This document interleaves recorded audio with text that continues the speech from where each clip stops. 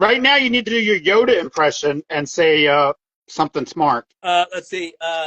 Doodle. How about I can't. What is it? Doodle and Gab. We gotta say Gab'n Doodle, but backwards. Doodle or gab you must. There is no try. Yeah, there you go. It's time for Gab'n Doodle. Check, check, check. Microphone check. Let's see if I am live.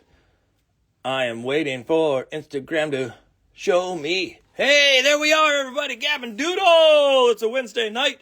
Gab'n Doodle. Tonight we have on special guest Tom Angleberger. Now, here's the trick. Tom Angleberger was supposed to be on about 4 or 5 weeks ago, somewhere in there, and someone got sick. Me. I did. Guess what? I'm still fighting it off. I got bronchitis or something. I don't know what happened. But Tom Angleberger is the author and illustrator of a bunch of different books, including The Strange Case of Origami Yoda, The Secret of the Fortune Wookiee, which we got him to sign for our son right up front. Woo! Has all sorts of fun stuff. And then at the back of them, there is origami instructions, which I need to find out how we do all that stuff. He writes books that other people illustrate, like Geronimo Stilton. And then he has this lovely graphic novel here, The Two-Headed Chicken, that is this weird wild romp of characters and all sorts of stuff, and aesthetics and whatnot. There's photographs in it. It's really, really fun. Tonight I will be doing a Cerberus piece as a follow-up to the Cyclops I did a few weeks ago. And then on my bio up in the link tree, there's an auction for the 2 pieces that I made when I had Raoul the Third on. He also has a piece in the auction. Go bid on those. All the money raised goes to the Immigrant Law Center of Minnesota to help out there. And then next week we have on Greg Pizzoli, his new book, Earl and Worm, as well as Goodnight Owl. And you might know him also from The Watermelon Seed. Is going to be on I believe, Wednesday in the afternoon. So let me switch the camera down to my face so you get to see little old me. There we are. I know I'm not old and I'm not little, but we try.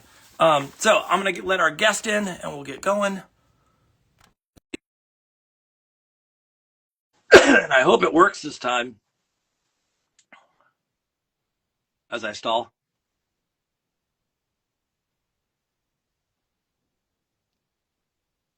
And there he is. Hey, am I back now? You are back. We don't know each Yay. other. This is first time ever seeing you. Oh, that's right. Whoops, I forgot. You look much whiter than what I remember. There we go. There you go. All right. So for those that don't know, we tried to start this earlier and the feed was funky, and so now it's working. Thank you for putting up with that little technical issue there, Tom. But so we've been meaning to have you on for a long time now. And as I said, I am still recovering from whatever that was. It was bad. But we got our rain check date. It is tonight. We are ready to roll. So thank you for joining us, first of all. Second of all, I need to know, for those out there that do not know who you are or what you do, can you give, should be no one, it should be absolutely no one that has any lack of understanding, but can you give them a synopsis of who you are and what you do? Well, I'm Tom Angleberger. This is me, and this is my friend here, Origami Yoda. This is the real Origami Yoda. Yep. From the cover of the book. He and I hang out here together, and we make pictures and fold stuff and have a good time. And then wait, that's not the original Origami Yoda, is it? The exact one? Yes, dude, that was the real Origami Yoda from the cover of the book. Oh, that's awesome. So did you color the cover? Because I'm looking at the cover. Yeah, I think Chad Beckerman, who may be watching, colored it green because the original was made out of gray paper, because Yeah. I didn't know this would be the real one. You know, Interesting. So because do he's you have it hard in to a fold. He's hard to fold. I wasn't sure this one would be the one that worked. was it like you keep it in a safe somewhere or like behind something to make sure it doesn't get beat up or dusty or It's anything? in this beautiful box. Original. Nice. Are Yeah. the other Now, ones? I wasn't sure if you wanted to fold an Origami Yoda tonight for yourself. I can try. I am not good with origami, but I can get a piece of paper and we can try. I'll do a blue origami. Do I need it? I need it square, right? Oh, you want to make an origami Smurf, maybe? Sure. Sure. No, I'm just kidding. I'm just kidding. No, well, actually, okay. If you have a square, I'll switch to a square, Well, no. If I have and like we I have an 8.5 by 11. Does that work? if you have 8.5 by 11, that's great. Okay, beautiful. That's I'm great. good to go. Let's do this. Okay. So I want you to start with your paper short because Yoda is short. Okay. If you start Hot with your dog paper, style. Yeah. what's that? I said hot dog style. Hamburger or a hot dog? Yeah. Yes. Yeah. There you You go. know what? Somewhere in America, there's a teacher who invented that, who's not getting any royalties off of it, but everybody uses it. He's yeah, he has a probably has a license plate that says, hamburger, hot dog, or some abbreviated version of it. That'd be a really long license plate. Okay, Okay. well, let's get this done so you can start drawing. So we'll go ahead and finish this. We'll take one side and fold it over about like Okay. that. It doesn't have to be exact. We're looking for about a third here, but it Okay. doesn't have to be Oh, exact. yes, I didn't. Here we go. We'll do this. I didn't. Oh, yeah, now people can see. Oh, Yeah, it was just yeah, showing my people can see face the what you're whole time. doing. Yeah, there we go. Okay, got it. And now you're going to take the other side and fold it over top like this. Okay. Okay. And you'll see that you and I have done our folds a little bit differently. That means we're going to have different looking Yodas. That's part of the Sure. greatness of it. In fact, Okay. yours is closer to proper than mine. Mine's going to be a little lopsided. Okay, now Yeah. close it back up. Okay. Now take one of these little corners. There should be a little corner up there. Yep. You're going to grab it and pull it out to the side so it goes past the edge. Crease it down like that. Okay. Have you been practicing this ahead of time? No, but I've taken paper folding classes back in the day. Oh, okay. That's more than I did. Bookbinding classes. So that's Oh, really? Well, that's good yes. stuff. Okay, so now there's another loose corner up here. Yeah. You're going to pull that out to the other side, and you may have to open things up a little bit. Yep. And you sort of pull it out so it's about even, but you'll notice mine's not even. Don't worry about that. It's like a Yoda's, double-breasted. Yoda's 900 years old. He's going to be a little lopsided. Okay. Okay, so now, believe it or not, we're only one fold away from having Origami Yoda here to help us. He'll guide us through the rest of the program with wisdom and Jedi foresight. Are you ready? Yeah. Okay, you're going to take the top and you're going to fold it down to right about here. It's going to go right through the ears like that. There he is, folks. It's Origami Yoda. Now you just draw a face on there any way you like. Let's draw this in here. Yeah, I was gonna say my Yoda needs some big eyes, but he's gotta be wrinkly. He's gotta have the character of Oh, well, see there, Yoda. you know how to draw, so you're doing pretty good there. I don't even what does his nose look like? You don't want to know. Yeah, I'd have to Yoda's go one back of the and things remember. that you love. Everybody loves Yoda, but if you ever take a close look at him, you're like, what? Yeah, he's not the most beautiful person in the world. Or So, well, he's the most beautiful person on Dagobah. yes, there you go. There's my All Yoda. right, now your Yoda looks very worried. Stressed. He is stressed out, man. He's like, it's right after Luke leaves when he wasn't supposed to, and Yoda's like, oh man, we blew it.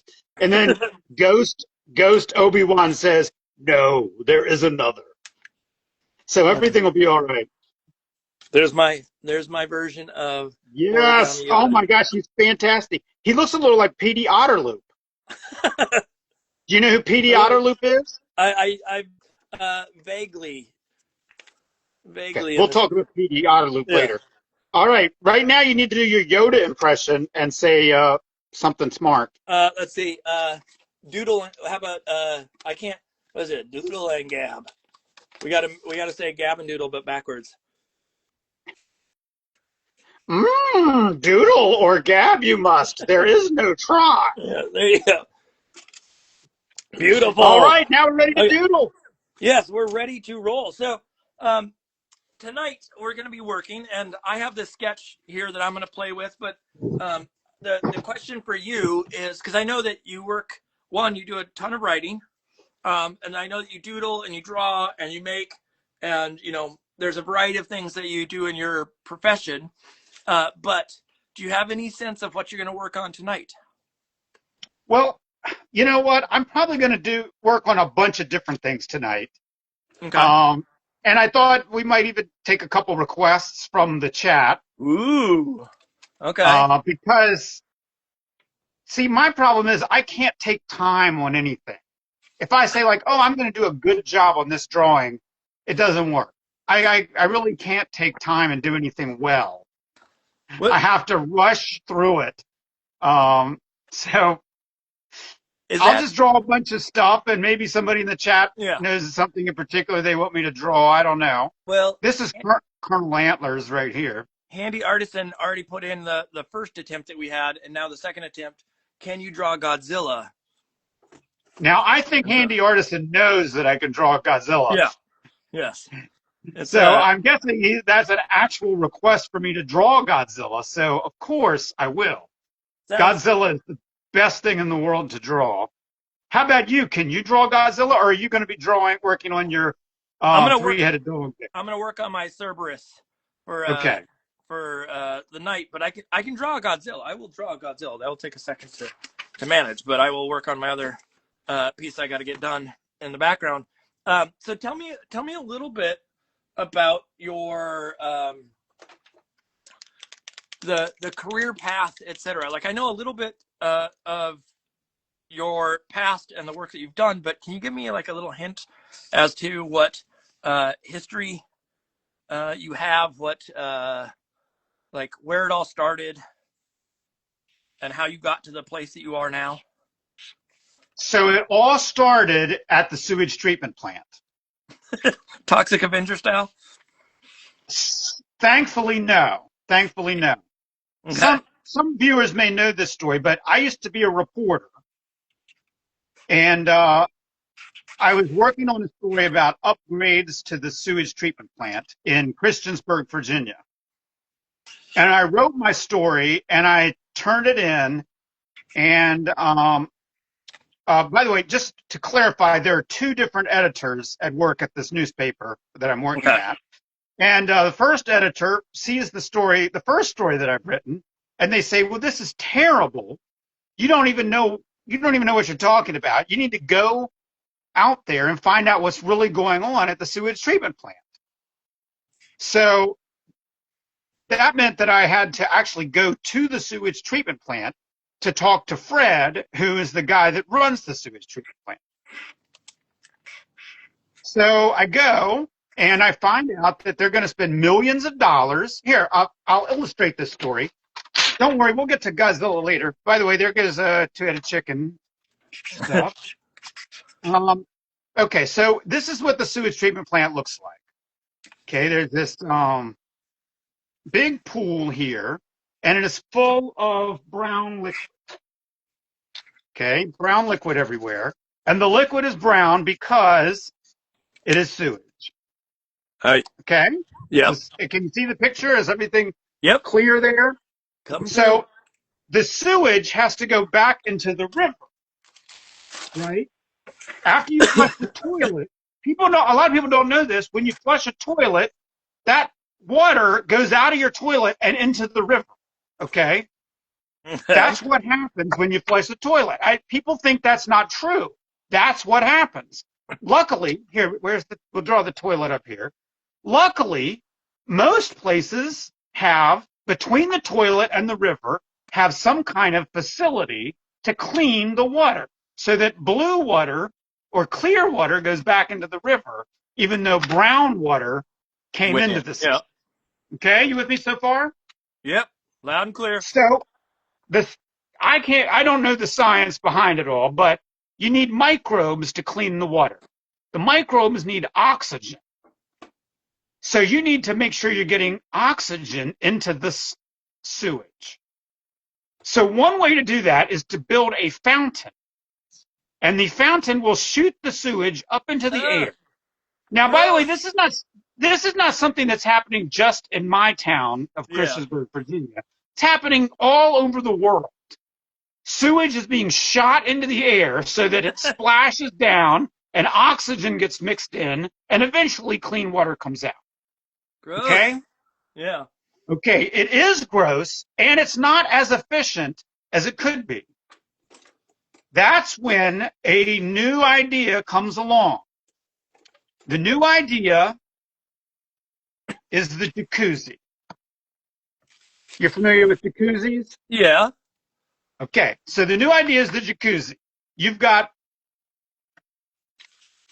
bubbles. Instead of shooting the stuff up into the air so that it gets air in it, you inject the air directly into the poop and the sewage. And so you shoot air in here, and it creates a poop jacuzzi. Yeah, so it's not up in the air, but it's no longer shooting in the air. The air is now being shot into it. Yes. It's so much more efficient. It's less disgusting. There is one concern, though. And I do raise this because there's always the concern that a kid will read my book and go check out a sewage treatment plant and something terrible will happen to them. Yep. So I always try to point this out. Because there is so much going on, the bubbling action in the jacuzzi.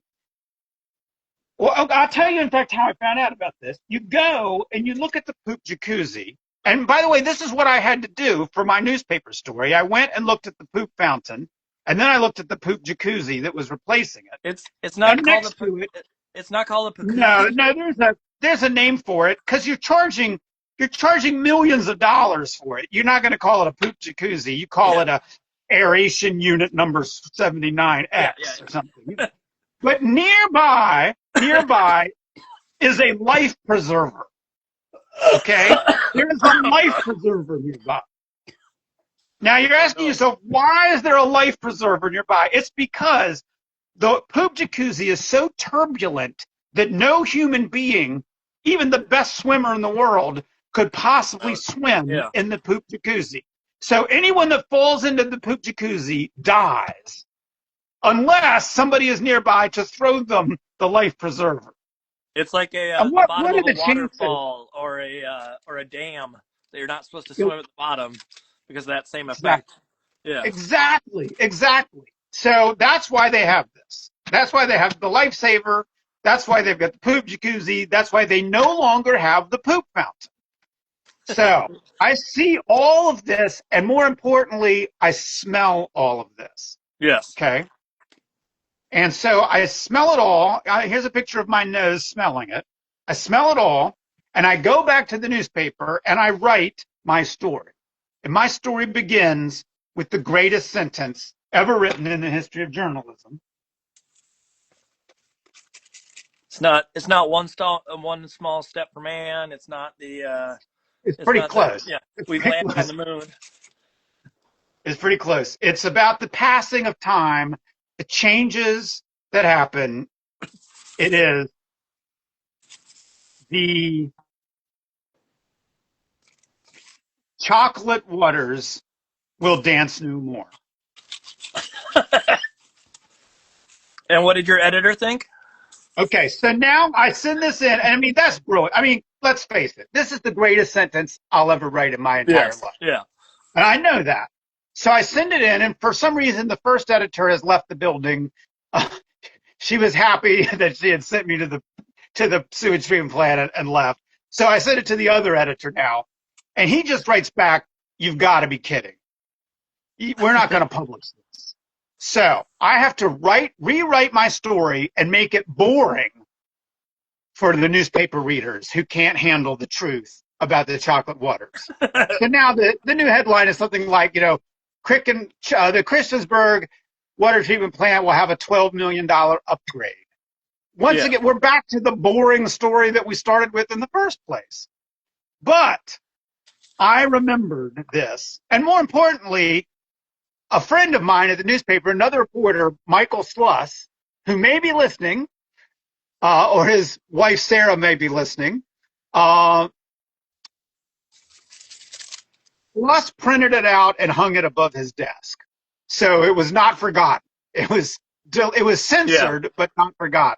Not lost to time. So, yeah, that gave me time to think about it and to realize that adults couldn't handle it, but children could.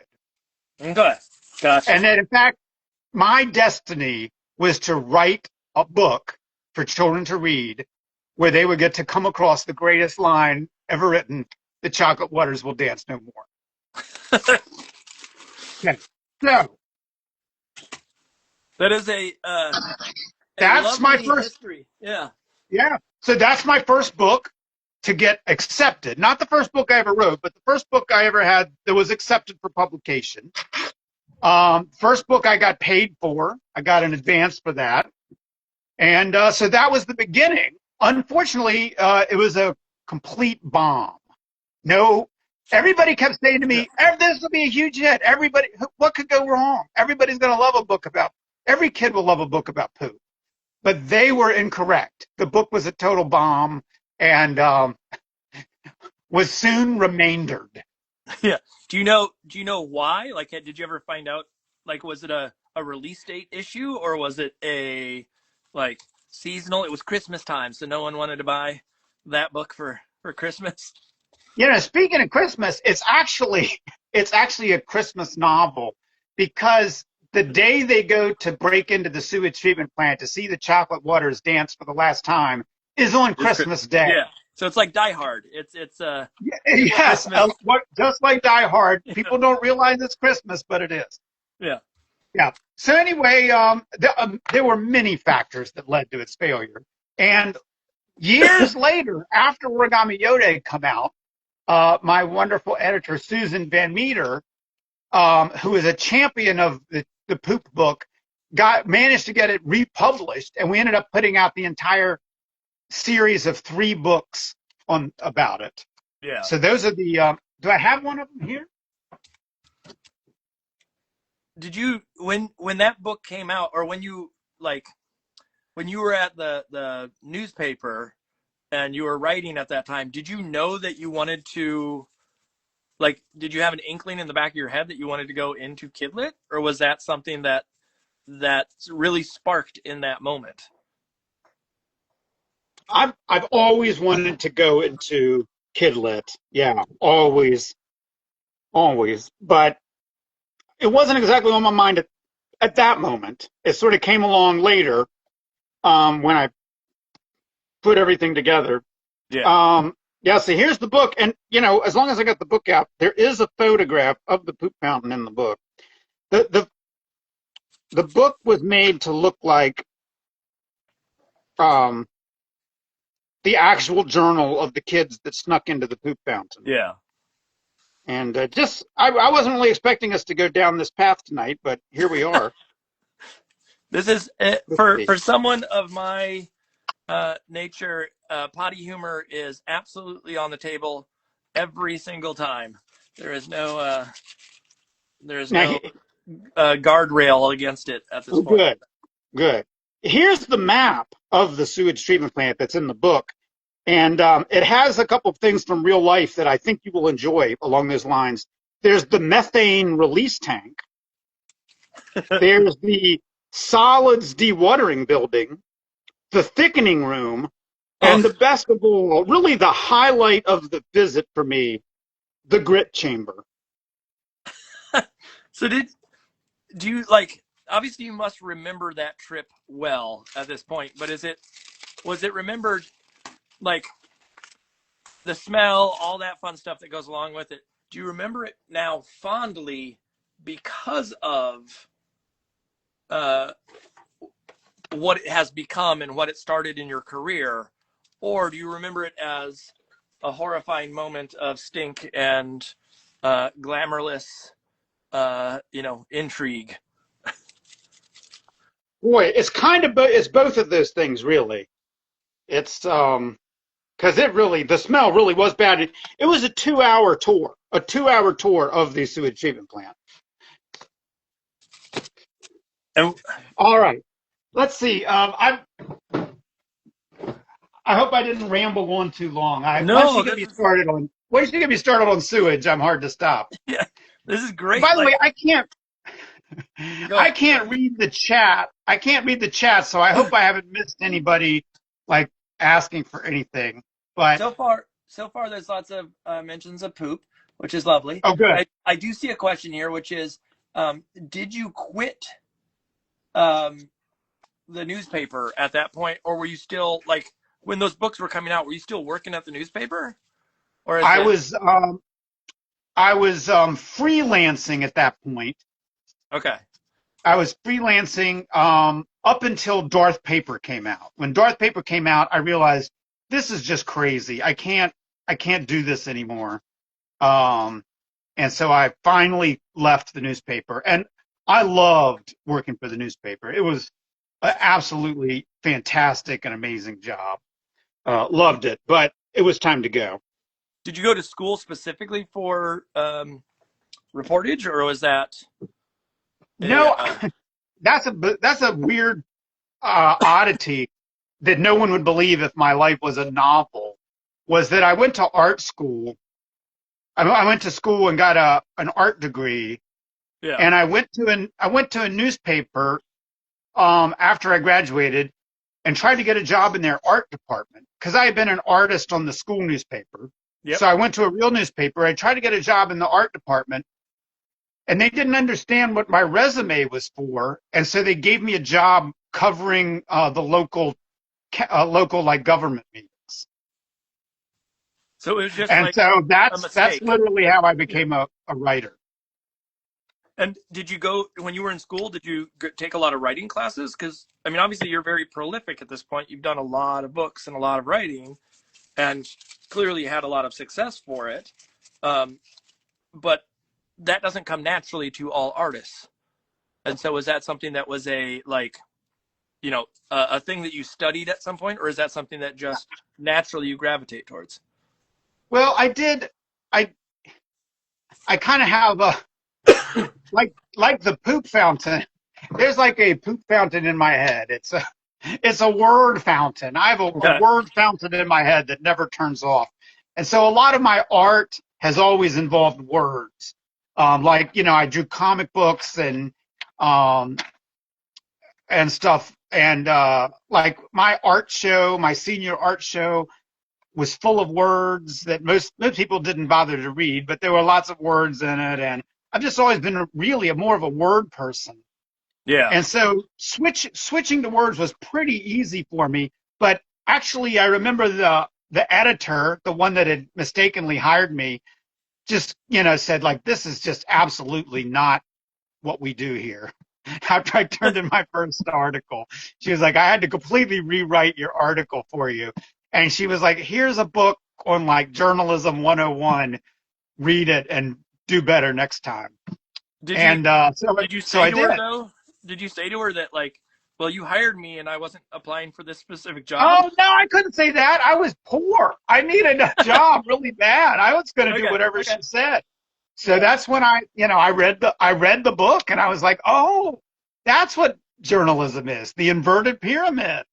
And next thing I knew, I was writing articles, and I wrote articles for let's see, almost 20 years, well, more like 15 years or so altogether, and just thousands of words and thousands of articles. I just loved it, absolutely loved it. Were there any other articles that came close to the poop fountain, or was it? So my greatest article of all time, I can't really draw a picture of this. Yeah, my greatest article of all time was The Singing Butcher. And the singing butcher had a dream, and his dream was to win the state karaoke competition. And so I I did an article about him preparing for the big dream, and then I followed him and went to the actual karaoke competition with him, and it was one of the craziest nights of my life. Unfortunately for him, he came in second. He was really good. I mean, he was really good, but he came in second to a guy that did the most incredible rendition of Footloose you'll ever hear. This guy made Kenny Loggins look, Yeah. slack. This guy's Footloose was incredible. So that guy came in first. The Singing Butcher came in second. That made the greatest article there could ever be. It was the best article I've ever written. Do you remember what the Singing Butcher sang? The Singing Butcher. Okay, if you want to know, we can go down. So the Singing Butcher. Now the whole thing is done the competition is in a bar. It's not like American Idol. It's literally in a bar. They're serving drinks all night. We're getting around midnight. Okay. Everybody who's been there has just been drinking the whole time. Okay. And both of these guys have done a great job. One guy gets up and does the greatest version of Footloose of all time. My guy, the Singing Butcher, gets up and sings Tears in the Floor of Heaven. Now, I don't know if you've ever heard Tears in the Floor of Heaven, but it is, it's a song meant to move people to their own tears. Yeah. It doesn't sound like a romp of any sort. No. Yeah. It's not what you play in a rowdy bar when everybody's drunk, And so it fizzled. And Singing Butcher lost, and that was that. No, made the greatest story ever. Okay, so real quick question, and I don't mind going down tangents. Tangents are lovely because it gets to know the people and whatnot more so than just business talk the whole time too. So fair game. I was gonna say, did the butcher get the name the Singing Butcher because they sang in their butcher shop, or did they get the name the Singing Butcher because of the competition? Like no. He was a butcher. Yeah. He was a literal, actual butcher. But did he sing at the butcher shop previously? Whether or not he sang while working, I cannot confirm or deny. Okay. I don't. I probably asked him that at the time. I don't quite remember. Yeah. I imagine that most of the customers at the butcher shop, because it was like his family's butcher shop, I imagine they mostly knew him and knew he was a singer and were rooting for him.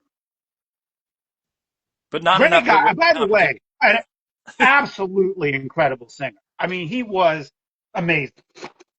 He was the best singing butcher you'll ever hear. He was really good. Yeah. You add the caveat there. He's the best singing butcher that I've ever seen. And so, okay, so going back to sort of career-wise, you're there, you start playing in this industry of kidlit. And was it a hard transition? Was it thinking like you didn't have the writing experience or the history before you started being a journalist? When you got into kidlit, did you feel like you had to learn that at the same sort of speed or same rate, or like pick up as much as you did with the journalism side, or was it more natural of a transition? For me, it went like this. It was like years of rejection, or in fact, not even actual rejection, but just of like not hearing back. Now, I don't know how old you are, and when did you break into this business? Well, to give you the quick history, I am 48, 49, I can't remember, and started illustrating when I was 22 roughly. But Kidlit was about 11 years ago, 2015, somewhere in that range. Well, so when I was getting started, it was back in the day when you mailed stuff off. It was before the email submissions. Yep. And so I would never hear back. I would spend my money on a self-addressed stamped envelope, and I would send off my manuscript and just never hear back. It was very disheartening. It was a very rough period. And, and so it wasn't like a pile of rejections. It was a non-pile of non-responses. So that went on for a while. And then I finally broke through with the poop book. I finally broke through with that. And so then it was like giant bomb, big hit. Yeah. And Origami Yoda just, it was my third book. It was the biggest hit I'll ever have. And it was the greatest thrill ride I'll ever have. It was a fantastic experience. So it wasn't even about learning or whatever. It was more like just third time's the charm. And after that, it was just like hang on for dear life.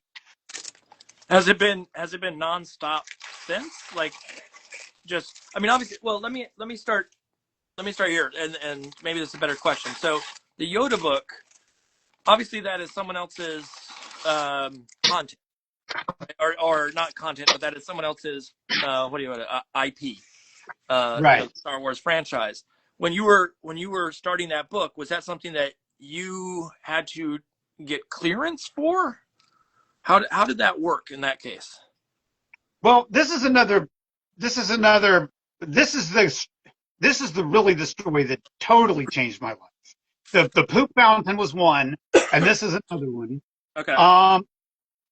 So, let's see. I should draw something while I'm telling this story. Maybe I'll draw some Origami Yoda characters while I'm telling this story. So,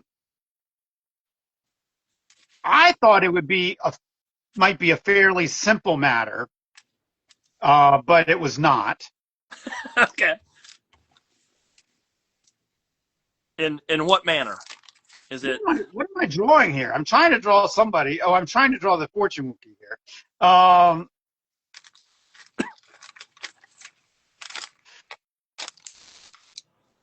So I thought it was going to be a fairly simple matter, but it wasn't.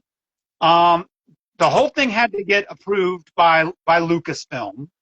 Yep. And I found out that the person at Lucasfilm had to make this decision. And I sort of gave up. I was like, that's just not going to happen. I found out about how difficult it was to get Lucasfilm to approve an idea. And I actually gave up and was working on alternate ideas. Like Origami Einstein was one of my ideas.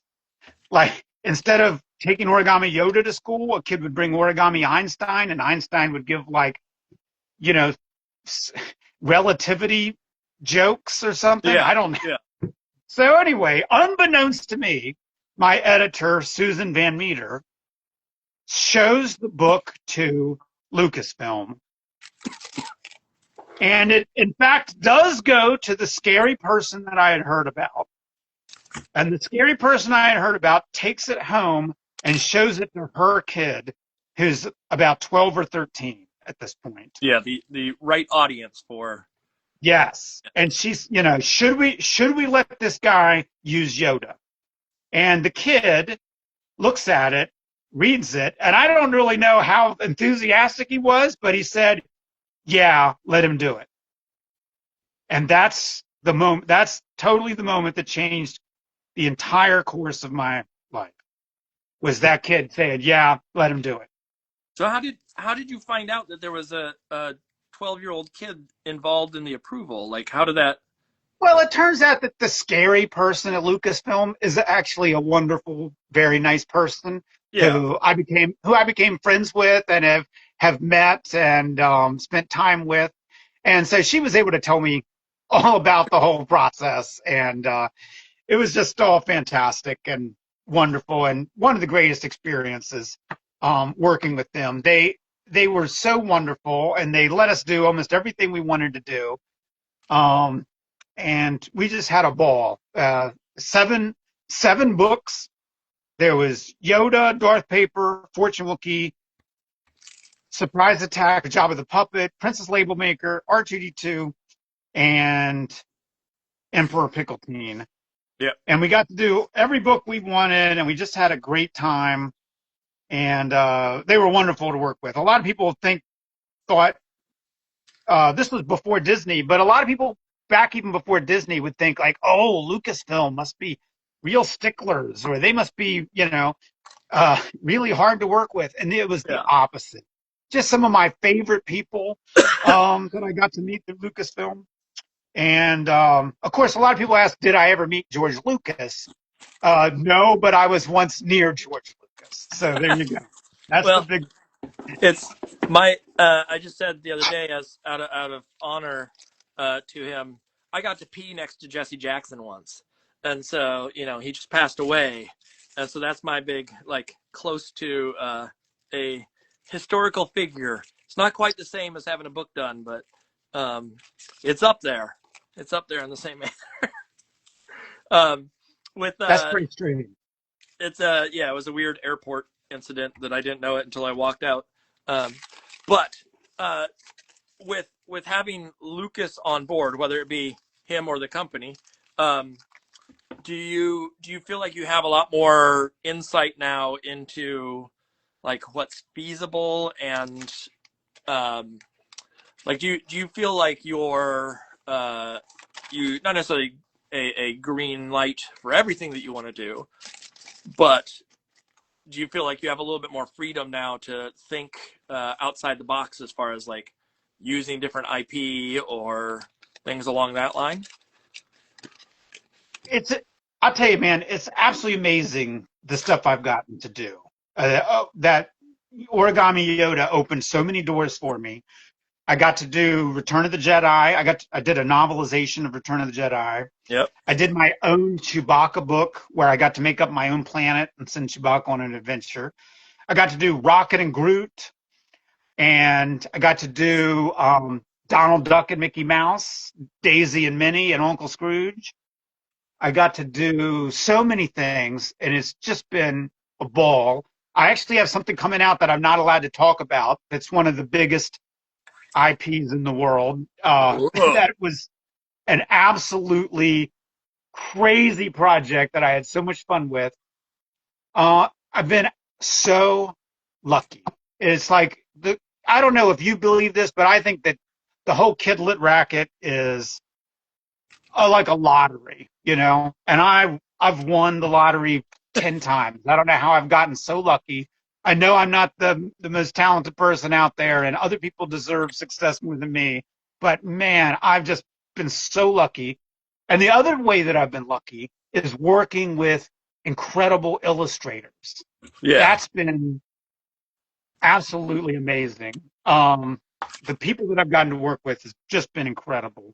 Well, tell me a little bit on that side, because you went to art school in particular, and you came in and have this experience on the outside, and then you illustrate some of the books and you illustrate parts of them, and then you also work with other folks. And I've had other people on, like Adam Rex and other folks that have written something that's been illustrated by other folks.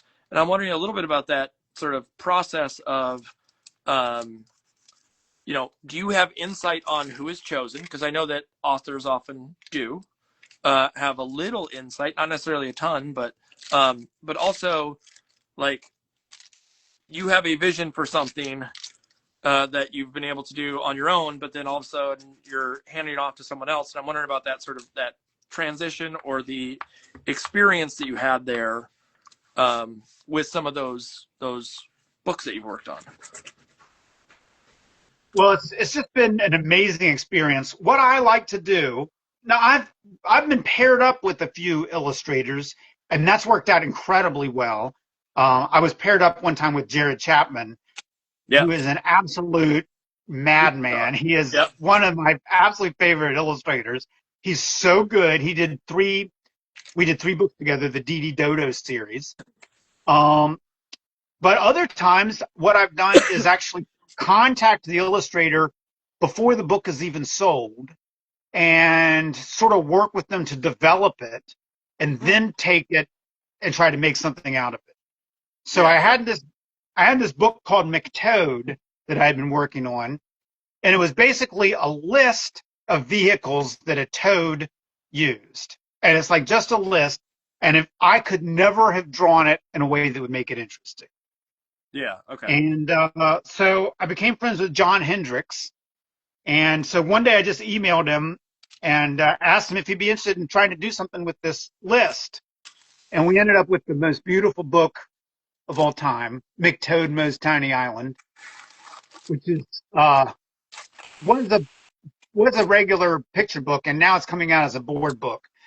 And I mean, I never could have drawn this. I never could have made it as beautiful as he did. And the book, you know, even though I wrote it, he was part of the creation process, and he influenced what the words were. And he ended up making something that, you know, I just never could have made. So I try to be like, when I have an idea, I try to think, is this something that I could do something with, or is this something that I need to have somebody else take over? Yeah, I've heard that same sentiment of from other folks. That idea of like, is this the book for me, or is this like what best serves the intent? And if it is, you know, said author, great. If it's not, then like fair game to bring in other folks, etc. Do you find that in that situation, do you find that it's even more collaborative when you bring the people in earlier, or when you have the opportunity to sort of chat with them ahead of time? Oh, very much so, very much so. Like another example is my book, and I'm not sure if I have it handy here. Hold on one second. I don't know if you have this problem, but you give away a lot of books. I give away a lot of books, and the next thing I know, I don't have copies of my own book. But yeah, here I found a copy. The Princess and the Pit Stop.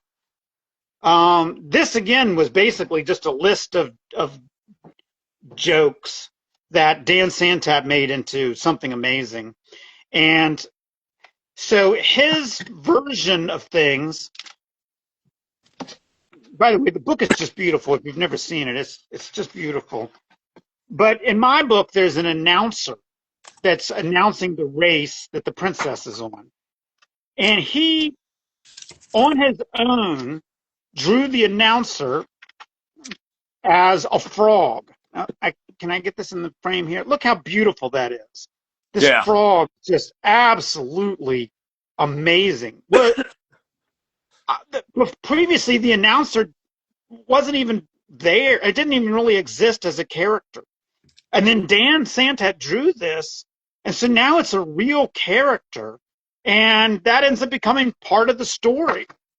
And so the ending of the story is different than it would have been if it had been anybody but Dan. Yep. She comes along and she's like, it was an amazing experience. Dan made this into more than it was, and it was really great. By the way, oh, go ahead. If not everybody knows this, but if you take off the jacket,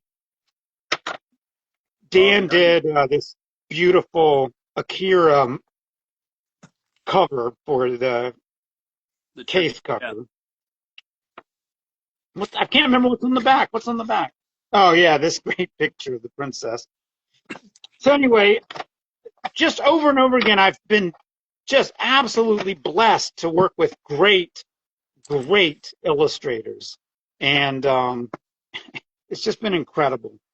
For the most part, I mean, obviously, like, you've done some of your own books, etc., and there's a time that it makes sense for you to do some of the books, a time where it doesn't for others. But what is if you had to pin down what defines a book that you would generally work on for yourself versus having someone else illustrate? Is there a thing that you're looking for? Is there like a cadence or a, you know, some visual, or what is that defining factor that says, hey, pick up the pen and draw this, versus handing it off to someone else at that point? Well, a big part of it for me has been, I started drawing with purple and the marker ran out already. A big part of it for me has been the narrative of the book. So Origami Yoda, the point is that it was drawn by one of the kids in the book. is Okay. not drawn by a professional illustrator. It's drawn by a kid. And Rocket and Groot is not drawn by a professional Marvel illustrator. It's drawn by a insane raccoon. Yeah. So if So it's an insane raccoon, then I'm the one drawing it. gotcha. If it's professionally illustrated, then I need to find somebody else. Is there ever, or has there ever been a book along the line that you're like, it's going to get handed off to someone else to illustrate, but you want to illustrate a specific part of it, or that you've requested like, hey, I want this to be illustrated all by this person, but there's one spread that I got to get my hands on. Boy, it almost feels like that happened. I'm trying to remember if that happened. I can't quite remember. Like I know because I consider myself a illustrator first and then an author second. And I know that the term author illustrator sounds better. I get that. But I would have a very hard time handing off someone to someone else. Not because I don't think they would do a beautiful job with it, but more so it's just there's part of me that wants to have my hands in all parts. And so I would probably have a problem of wanting to sort of dip my toes in a little bit and go like, oh, did you think about doing this? And did you think about doing that? And probably get on their nerves more than anything. Now, I'm not a writer that's proficient enough they would ever hand anything off to anybody else in the first place. But that idea of not necessarily ownership, but the idea of like art director comes too easy to me at this point to ignore. And so I wonder if, like, because some of the books that you've written, that you have such a natural writing ability, if that sort of separates itself in a different way than sort of what I'm coming to with it. So tell me a little bit about the college career. Like you said, you did comics and things of the sort. Did you do any classes specifically in Kidlit at that time, or was that I forget, where did you go? I'm trying to remember. I looked it up at one point. I went to William and Mary in Virginia. Yeah, that's and right. I don't know if anything like that was even available, and I don't know that I would have thought to do it either. But especially when I was in college, I really wanted to be a comic book person. And this, of course, was before kids' graphic novels were really a thing. Yeah. And so I kept trying to figure out how to break into comic books. And I did a lot of zines. I absolutely loved the zine. And stuff like folding the paper into 4 and making a little 4-page comic. I used to do that and Xerox them, take them to the local comic book shop and try to have them sell them to people. And I did a lot of that. When I look back at them now, I'm like, well, no wonder you didn't make it in comics. This stuff is bizarre, But that's been one of the most fun things I ever did. I just absolutely loved that. I'm going to see if I can do a little Hoffman comic right now. I was going to say, do you still do like zines and things of the sort? It's been a while. For a long time, I continued doing stuff. And now, like right now, I'm doing 100 pages of dinosaurs for the Dino Poet #3. And so it's a little weird to like sit down and draw all day and then to think, oh, now that I'm done, I'll draw some more. Yeah. And this time I'll draw something that no one will ever look at. So, I don't know. I don't do the zines like I used to. I don't remember exactly what you look like. I'm going to try to make you like ready? Here we go. A dinosaur or something. There's a screen for a second if you want. Okay, well, this looks exactly like you, so that worked out great. Does that look like you? It does. Sorry. Well, the zine, for those that don't know, a zine because there's people in the industry who probably like are not part of the zine culture or don't know what it entails. But I mean, you're talking about going and using a photocopier. It's the quick reproduction of a magazine, essentially. So like a single page sometimes, or a few pages on a Xerox machine or a copier, and done. And they're cheap, oftentimes black and white, sometimes in color, etc. Or they're more color now than what they used to be. But it was they're still out there, but they're not as prevalent as they were at a certain point in time. And I'm wondering, was that a like, were you a how do I put this? Like, when I think zines, I think of people who are trying to like break the market a little bit. They're trying to do stuff on their own, and they're doing things that are maybe a little bit avant-garde with their imagery or their ideas that show up in those. And I'm wondering, was that the kind of stuff you were doing? Were you doing silly stuff? What was the content? Yeah, it was very silly stuff. It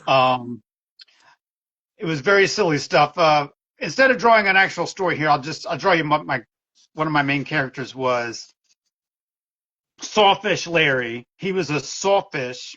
Not my best drawing of him. I used to draw him all the time. He was a sawfish whose career was an essayist. He didn't really have a superpower. Yeah. He would have small adventures, but he was a essayist. Boy, I could have drawn him a little better. And then I had Steve. Boy, if Steve is watching, Steve was a real person, a friend of mine, and Steve had a lot of adventures with Sawfish Larry. And so it was called Sawfish and Steve. And Steve often had a plastic monkey head on a stick that would talk. His name was Manny. And so, I mean, Marvel wasn't going to call up and say, oh, we want to publish a book about Steve and his plastic monkey head. But I couldn't really see that. And I went to a comic book convention in the 90s with the real express intention of handing out my work to everybody in the industry that I could get to accept it. And I did that, and I stood in a line forever and ever to get a portfolio review. I don't know if you ever did one of those. Not at a comic convention, but yes, I know the concept. Yeah. Yeah, I mean, and this was like you're standing in line for hours to get 30 seconds with an actual person. And I think the guy that I finally got to talk to was with Dark Horse. And he looked through my thing, and what he said was really great, but it was also like, forget it. And he said something like, oh, I can see you're really doing your own thing here, and you know what you're doing. And you're doing what you want to do. And he's like, but I can't think of any place for you. And Dark Horse was the weirder of the comic companies, So there was absolutely no. If the weirdest company thought I was too weird, what were the normal companies going to do? Do you think you could go back to them now, and like, because of clout and because of whatnot, you could walk up and go like, well, look, I have a history of publishing and things of the sort. Like, would you ever want to get into comics in that manner? This is as far as I will ever get into comics, I think, into adult comics, was I did a variant cover for 2 Rocket and Groot comic books. Yeah. And so I actually showed people, this is for adults, but it's the same drawings I did for kids. And it shows people how to draw Rocket and Groot on the cover of Rocket and Groot. So that was as far as I'll ever get into comics. And I think Marvel probably regretted the fact that they involved me in it at all. But one day I realized, wait a minute, I did make it into comics. I'm writing graphic novels for a living. Yeah. Writing and illustrating graphic novels. The dream came true long after I had given up on the dream. So that's where I ended up. With what was I going to say? It sounds to me, and I don't know what era you were in college, but I have a feeling that you and I would have gotten along very, very well with the type of humor and the type of weirdness that poured out in our work. Like, I took a comic book course with David Mazzucchelli when I was in school. What? And you know who he is? Are you kidding me? No, this is RISD had some names that popped through, and so David Mazzucchelli was my comics teacher at the time, um, and he was lovely and did amazing stuff. But the type of comics that I handed in, I had ones that were called like, um, oh, what was it? It was Robot and Sweet Beans, and it was about a robot that had a can of sweet beans that was his friend who died Wow. and got buried in Jimmy Hoffa's grave, or a comic character called the Unknown Cheese that has to save a baby that got misplaced on the moon by aliens. And it was all, Yes. it's jokes or little doodles in my notebook or sketchbook that became a giggle factory for me. And I'm like, I got to do something with this. And I'm sure there were people in the class going like, what is going on? I don't get what this is. But to me, it was the funniest thing I could do. Uh, That is right up my alley, man. That's exactly the kind of stuff that I was doing, except funnier than what I was doing, because that's oh, I don't, hilarious. That's hilarious. they're nonsense, and I have some of them still sitting around. But it's to me, it's when I hear the story of like the stuff that you wanted to do, and the type of characters, like just having a character named Steve is super funny to me. Like the simplicity of it, especially in this world of you know crazy superheroes and names that are funny, that are puns or whatever, and then just have a character named Steve is right up there for me. Um, is there now that you're in this kidlit world, do you feel like uh, this is going to be maybe a pointed question, or a question that probably has a very distinct answer that I already know, but do you feel like that um, your content has in any way, shape, or form become weirder or less weird as time has gone on? That's an interesting question. It Or is it depends weirder on in the a different? job in some ways. Depends on what you're trying to do. The the two-headed chicken books. I still can't believe Candlewick let me do all of that, but they did, and that's me pushing to be as weird as I can possibly be. And that was some of my favorite stuff I ever did. Was there any Whereas, pushback from them at all, or was it pretty much just like, this is hilarious, let's do it? um, yeah, for the most part, I would say no pushback. They were very encouraging, incredibly encouraging. I was shocked. I was quite shocked. They were really awesome. And by the way, I'm trying to draw Bowser here by request. Yeah. Um,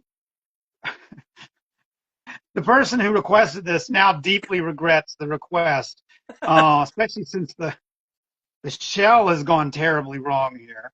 Um, Here's the thing that you have skill that I don't like. So when we do certain content here on the Gab'n Doodle, there are people that have been on that just have the skill to know what a character looks like. And whether they're good at drawing it or not on the fly is maybe a little bit of a different challenge. But someone like Kelly Light came on and could just nail down some of these characters just because she's a character person. Or we had Luke Flowers on, who has done all these kids books about like the labyrinth and like pop culture things. And if yeah. you asked me to draw Bowser, the ineptitude and the inability to actually stay on model or do anything that would be resembling Bowser would be nightmarish at this Well, point. that's So, you've also, to be frank, you've just described the drawing I've just done, which will now be seen for the last time by any human. Okay, it's gone. It's but gone. But that was just the warm up of Bowser. I'll draw yeah, a yeah, better yeah, yeah. Bowser. That It was takes me what I need to do for me to make a drawing. I mean, obviously, I need photo reference. Then I need to learn how to draw it. And so it could take one try, it could take 50 tries for me to learn how to draw something. yeah. And so I don't know how many times it'll take me to draw Bowser, but I'll give it one more try now. Um, Do you but do you? yeah, I am not one of the people you described who is Okay. incredibly talented. There are people that just I don't fathom how they remember some of that stuff. But at the same time, I can remember like weird layouts of TV shows, and I can remember other things that are probably not helpful in any way. But I that is one of those skills I've just never been able to pick up, of knowing exactly how to draw a character. I mean, there were things like, a Teenage Mutant Ninja Turtle is probably relatively simple enough to draw because there aren't complexities to it, or it's not, it's formulaic in a way for all four of them. So once you learn one, you kind of got them all. But there's certain characters that are just so out of my range. Is it when you draw stuff, like I noticed in the two-headed chicken there, where'd that go? I had it sitting over here somewhere. There is reference to other characters from other books, and there's content in there that is, I assume, somewhat falls under parody, falls under things of that sort. But did you have to get clearance in any way for some of the characters that are akin to things? I didn't necessarily have to. I asked Dave Pilkey for permission to do a Dogman parody, and I asked Jeff Kinney for permission to do the Wimpy Kid parody. Yeah. One reason I asked both of them was because I already knew that they're both awesome people, and I was right. They were both awesome and said yes. Yep. And so I wasn't even worried about that.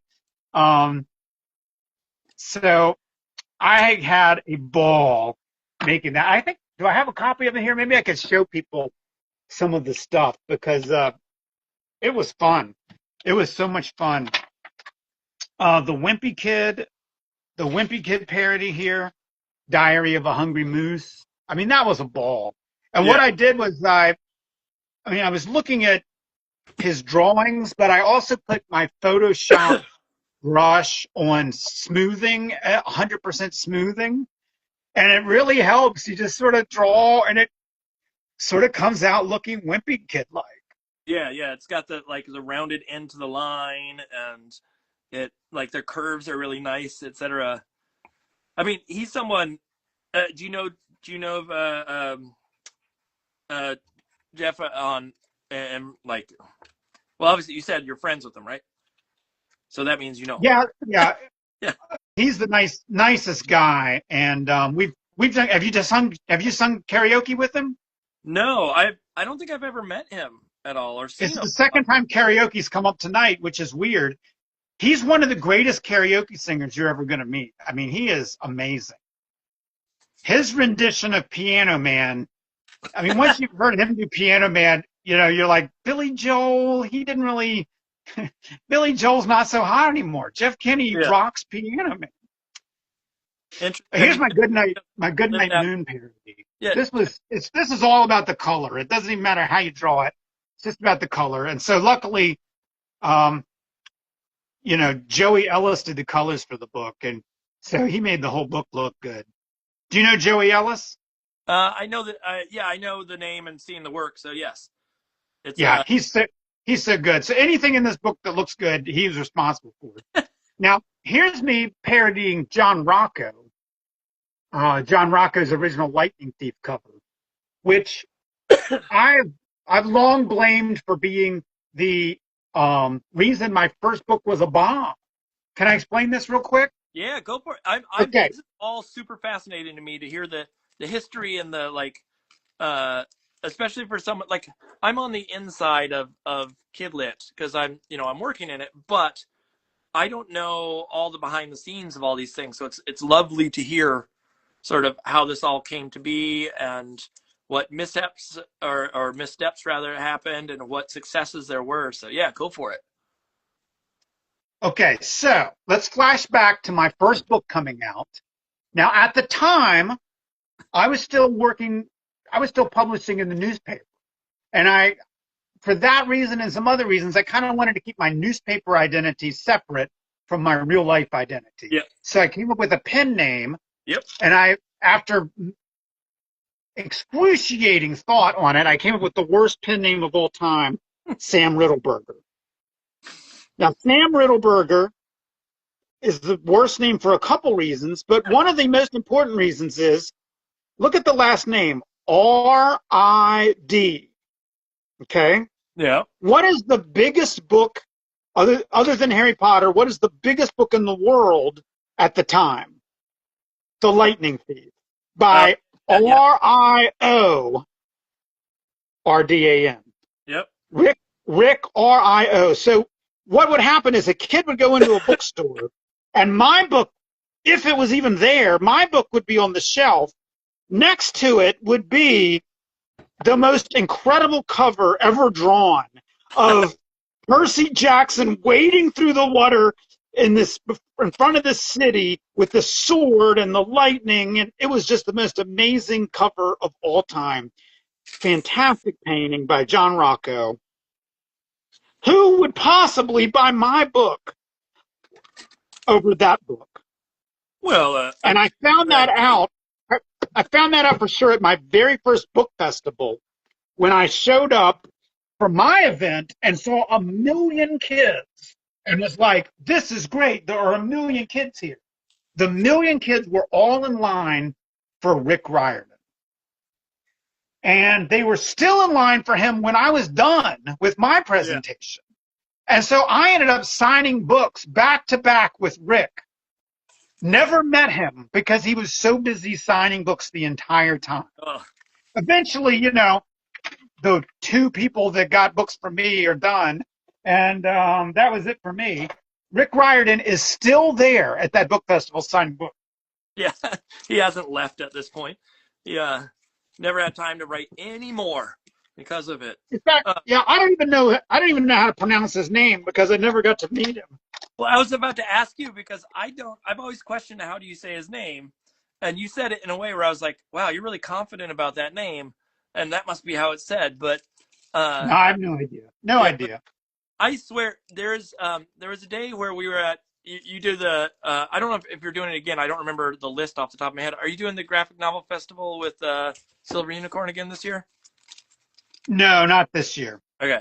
I remember there was a year, may have been last year, may have been the year before, where I was sitting there signing books and you were next to me. And I swear it was one of the best things I've ever seen with interaction with kids, where every kid would come up and you would say, I forget what the name was. It was like Frank or something like that. And you would say, Frank, it's so good to see you. And the kid would It's look Larry. all confused. And then you'd say, oh, wait, you're not Frank. And then the next kid would come up and you do the same bit over and over. And it always worked. And I was like, that was one of the smartest things I've ever seen in one of those settings, to get kids like on your side, to get them less nervous and whatnot. And I don't know if I could ever steal that bit, but that was such a good sort of thing to do with those kids, and was such a good like reaction out of all of them. Was that Well, you're something? welcome. You're welcome to steal the bit, but pick a different name. Yeah. Is that My something name is more- Larry. My name is Larry. The Is it name that I Larry? use is Larry, Okay. and I've been using it since the mid '90s when I was a professional juggler. Every kid that I saw as a professional juggler, I would call Larry. And the whole reason for it is because the very first time I said it, the kid, it was an amazing kid. We were having a great time juggling and stuff, and it just stuck, and I kept on using it, and now I can't not use it. Oh, I can't stop. I can't reprogram myself. it's those are the lessons though. Like there was a time where we went and saw Bob Shea speak, and we did a thing where I was like, oh, that's so smart. And it was, there's all these kids sitting around in chairs watching him, speak and read his stories and whatnot. And then when it came time to draw, he got his drawing pad out, and he got down on the floor. Oh, wow. In like, that's a smart move. Like it removed the idea of this, this big hero, and put him on the same level as the kids. And as much as I, think I know what to do with kids, or think I understand how they operate or whatever it may be, to me that was such a smart move. Just like your introduction of Larry, or your question of Larry every time, that those are those things where like years of experience or trial and error brings out these wonderful sort of interactions with kids. And then the other thing that you did that was, obviously you've been doing this for a while, but having a signed book or a signed Origami Yoda, or whichever, one they wanted. Again, it was so nice of a interaction that I think I signed a few books, but I sat there watching you sign stuff for a while. Hopefully that's not too Ah, creepy to say, but oh man, having something to give kids whose parents won't shell out for a book. yeah, That's something you got to have, because there's kids will come by and they just they just want to look. And their parents are terrified that they're going to want to buy the book.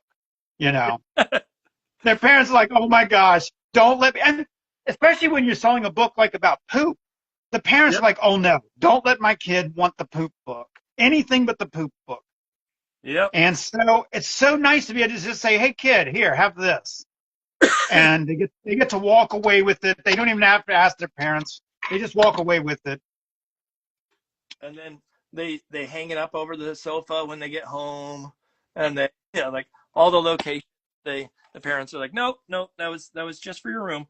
No, I have the same. I have a book that's called Poop. That's the same thing, where it's clear that not all the parents are excited by that one. Some parents think it's hilarious and want to jump on board, but it's there is a clear division of interest level in some of the content like that. Um, Yes, yes. with with all the stuff that you've done throughout the years, have there been any interactions in particular that have like stood out in your mind of a kid coming up and saying something in particular, or uh, like something that really moved you as a human being in a way? Well, one of the very first. This is actually something that nobody really knows, including the kid involved. One of my very first origami, maybe even the first Origami Yoda thing, the first event, most of the people there who didn't even know what it was. But this girl showed up and she had made this incredibly tiny Origami Yoda ahead of time. I don't know how.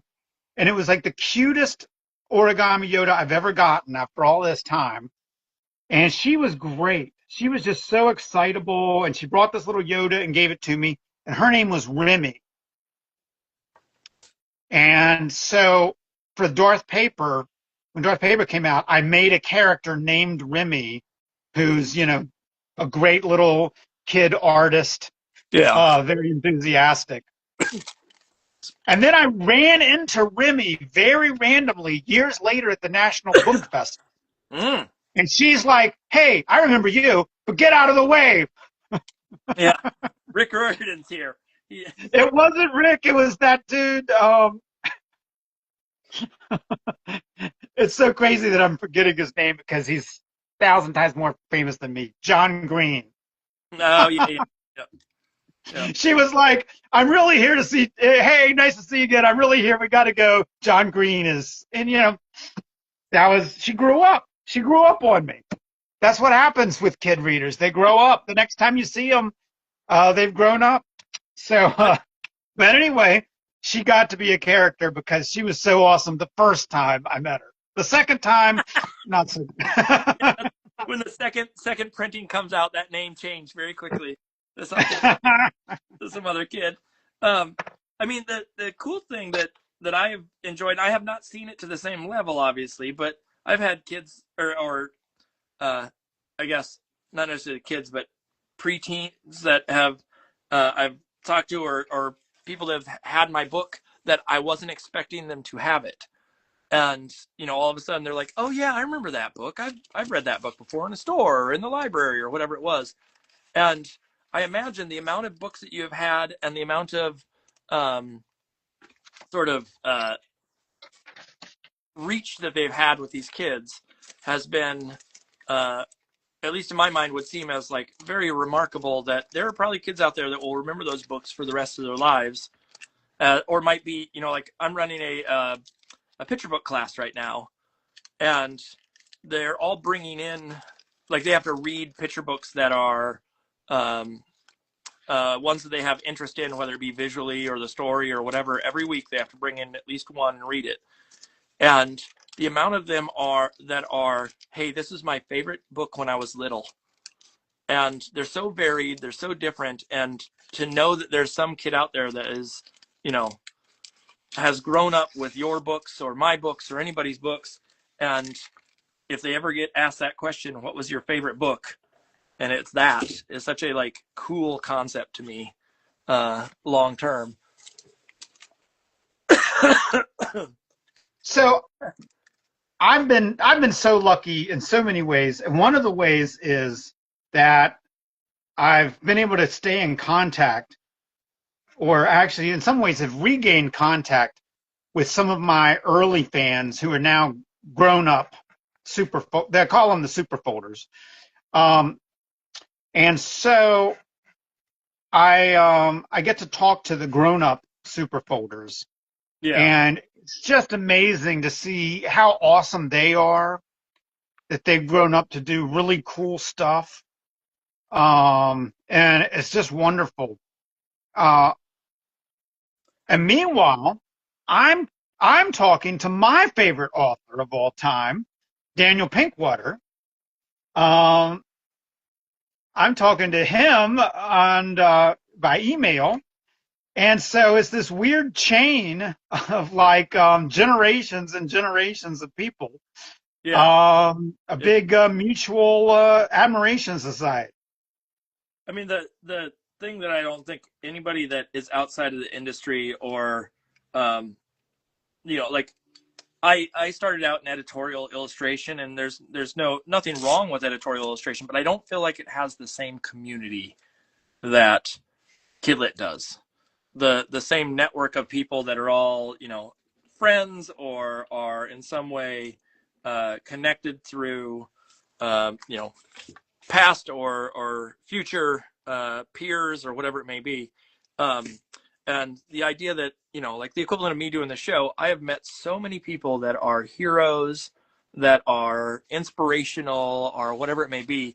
And the love and the respect from people who are in this industry has always sort of surprised me, because I, you know, maybe I'm a pessimist in some way, but the amount of people that have said yes, the amount of people that have come on and been wonderful and been, you know, supportive and helped out in all sorts of ways is just remarkable, yourself included. I mean, we've been fans of your work for some time. My son, when we said we were coming on, this was, you know, a month ago, when we were putting out the ad for the first pass, he was so excited because he grew up on your books.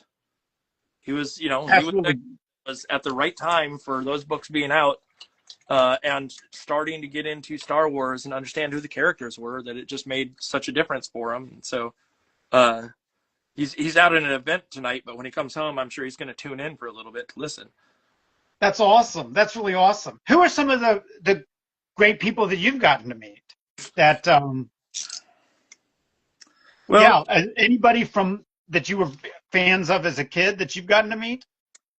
not necessarily as a kid, because I think a lot of the books that I had when I was a kid, those authors have and illustrators have no longer with us.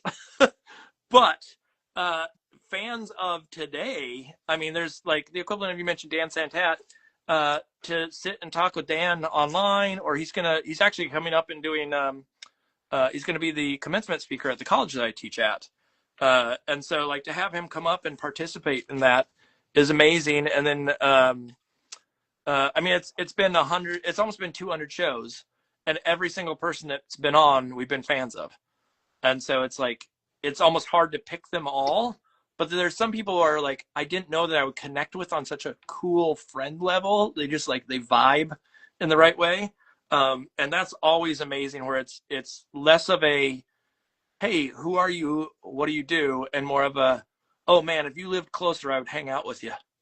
And we'd go out and, you know, grab a bite sometime and chat and those kinds of things. Do you have heroes from your youth that are like your go-to, the equivalent of the, you know, someone asks you, who is the book that your favorite book when you were little? Do you have a book that is the clear Right. front? My answer is always, or is usually, the Hoboken Chicken Emergency by Daniel Pinkwater. Okay. Yep. But it's possible that my favorite book is actually a different Daniel Pinkwater book. But Daniel Pinkwater was a revelation to me when I was a kid. Have you read Pinkwater? I've read a couple of them in the past, but um, I don't know the totality of the work, so I couldn't tell you like every book that he's written. But uh, what was the one that was you said uh, or you said there was one that is not or that might actually be the real one. What was that? Did I miss the Yeah. title? Well, there's Lizard Music, which is, you could make the argument, I think, that Lizard Music is the best book ever written for kids. It is so profound, so amazing, and yet so funny and so accessible, and so great. It is such a great book. And then I just also love a different series of his, the Snark Out Boys. That had a profound effect on me. Um, Alan Mendelsohn, The Boy from Mars. In the picture book category, the orange splot. Do you know the orange splot? The name sounds familiar. I have to see a picture to remember it. One of the greatest picture books ever made. And a lot of people don't know that Daniel Pinkwater did one of the first digital picture books ever made on a Macintosh, on like a 2-bit Yeah, Macintosh. And I mean that in the black and white dots way of Yeah, 2-bit. there were actually bugs in the vacuum tubes at that time Yes. that were. Yes. Um, is there looking at sort of the historical standpoint? There's that, but is there anybody today that's like your modern day hero that you're like, oh, this person has really picked up the mantle and become someone that not necessarily that they're the best person right now, but someone just on the top of your mind that you're like, oh, when their books come out, I definitely have to go get them, or potentially gets you reading something that you may not naturally pick up in the store. All right. Well, I'll give you an artist and an illustrator. Okay. Although the illustrator is, I mean, an author and an illustrator, although the illustrator is now also an author. But Okay. purely on the author side, I think M.T. Anderson is absolutely amazing. M.T. Anderson has now blown my mind several times over in several different books. And that's hard to do. That's really hard to do. Yeah. I've read so much science fiction and stuff that my mind is not easily blown. And M.T. Anderson can do it. He's incredible. I don't know if you've read any of his stuff. I haven't, but I. Oh, Um, highly recommended. Absolutely fantastic, and just a brilliant person. And then Gail Galligan, oh yeah. the graphic novelist, who illustrator, but now also writing their own books. They are so sublimely talented. I was in one of those artist draw-offs with them, and what they drew in 20 seconds is better than anything I'll draw in my whole life. Gail is a like bundle of energy too that I cannot understand. Like I try to be lively in those events, and I don't think Gail has to try. I think they just walk into those events and are just absolutely like on point for the energy needed to interact with the crowd. Um, she, I remember seeing her at some events. It may have been the same event, where they have some of the artist draw-offs and whatnot, and she was just like, I couldn't believe the like you said, the speed that she draws, but also how fast she thinks. Yeah, absolutely amazing. Incredible. Incredible. Yeah, so those are some of my favorite. Who are your favorite people right now? Uh, well, my wife and I have been really sort of like my wife and I get books all the time. That's a constant for us. That we're just ordering books, and there's Azul Lopez. I've really fallen in love with. I can go grab one of the Oh, books really? for you. They're I believe in Portugal. They did a new book called Croco. That's about a crocodile that gets stuck in a pit and has to find their way out. Let me see if I can go grab one. Um, that has really sort of excited me aesthetically. And then here they are. I've said this before on here, but my wife and I have gotten really big time into foreign books and translated books because the type of stories they have are just different formulas. But this is, I don't know if you can see the screen, but Krakow has it's a bound on the top edge actually for opening because it's got this big pit. But Oh man, that's beautiful.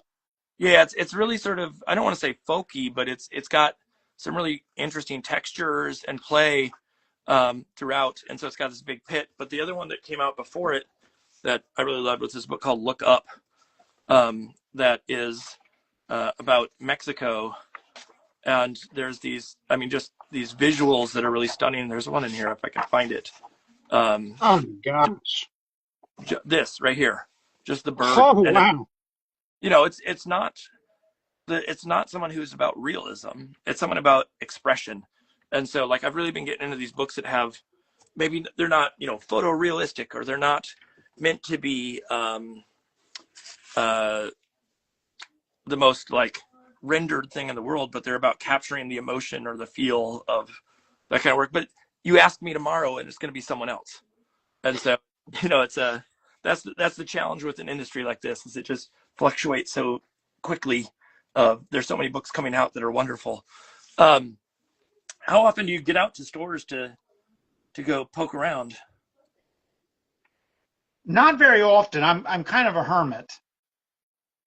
And you said you're in Virginia, but I forget where in Virginia in particular. So I live in the Blue Ridge Mountains, Ooh. and I'm kind of a hillbilly. Okay. I probably would like to be a hillbilly more than I'm an actual hillbilly. But by the way, I noticed in the comments the person that asked me to draw the Godzilla battle has Yeah. now asked me to stop drawing Godzillas. So I'm going to tell you, when I saw the Godzilla battle, I did not read that the right way, and I thought the person, this is who is it, Handy Artisan. I thought they actually said, "Can you draw Godzilla better, please?" Wow, that's a rough comment to throw in there. And then I eventually realized that no, it said battle, but the font is so small on the iPad I have running in the background that I did not read it the right way the first time. And I was like, man, we got someone critiquing here. With doing events and being out there on the road and doing all the stuff that you do, is there a like system in which you draw for kids or make things for kids, in the sense of, like, I know there's when someone has a big book that comes out, oftentimes you get asked to draw that thing, and that is that's what they want to see, is draw the character from the book that we all know, and so it becomes routine in a way. And I'm wondering, is there a system or a way that you play when you're doing kind of events that would either surprise us or challenge us to in like how you act? Are you still there? Yeah, I'm still here. You okay? Oh, suddenly your voice cut out. I was afraid you disappeared. Let me show you. Let me demonstrate. If anybody's actually watching, they can help me demonstrate this.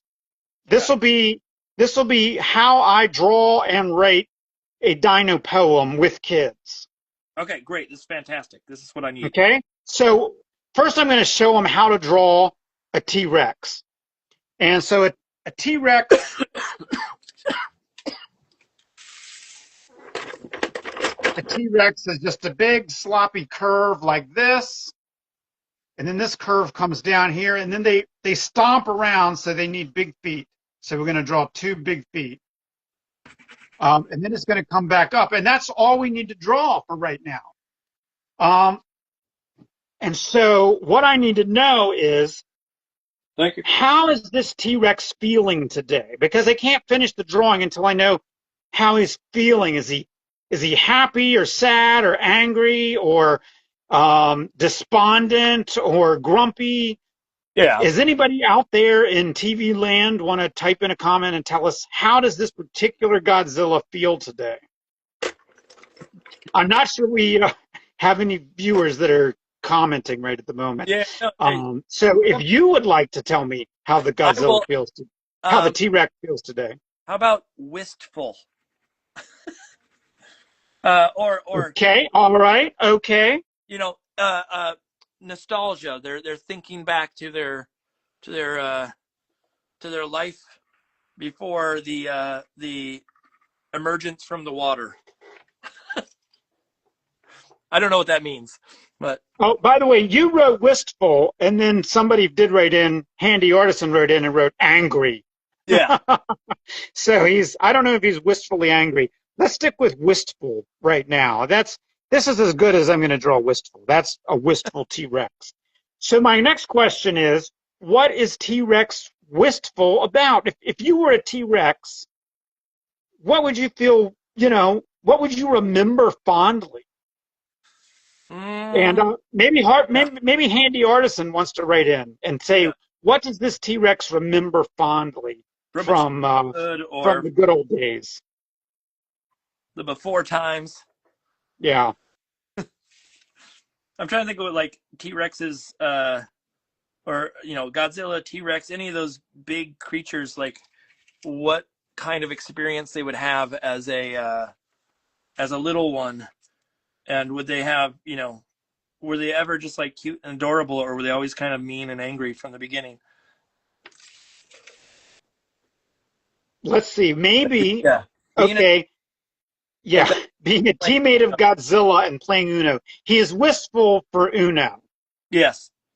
But but Godzilla's not around anymore. He doesn't have anybody to play Uno with. So he's going to write a poem. He's going to write a poem about how he's feeling. I wish Godzilla was back. Godzilla's gone somewhere. I wish Godzilla was back. Now I need a word from the audience or from you that rhymes with back. Let's do slack. I wish Godzilla was back. I wish I hadn't given him so much flack. Flack. Good. Yeah. That was the word you said, right? Flack? Oh no, I said slack, but flack is better. Oh, no. This is perfect. I wish I hadn't given him so much flack. Should have given him more slack. There you go. Instead, he got mad and left with the Uno. Anybody? Left with the Uno? Pack. Pack! He left with the Uno pack. Ladies and gentlemen of the jury, I wish Godzilla was back. I wish I hadn't given him so much slack. Oh, wait, no, I messed it up. I wish Godzilla was back. I wish I hadn't given him so much flack. I should have given him more slack. Instead, he got mad and left with the Uno pack. We've written a dino poem. This is This is what I do. This is what I do, like in front of 600 kids, and they're all screaming and yelling, and I'm trying to understand what they're saying and turn it into a poem on the spot. And it's so much fun. They're so full of ideas.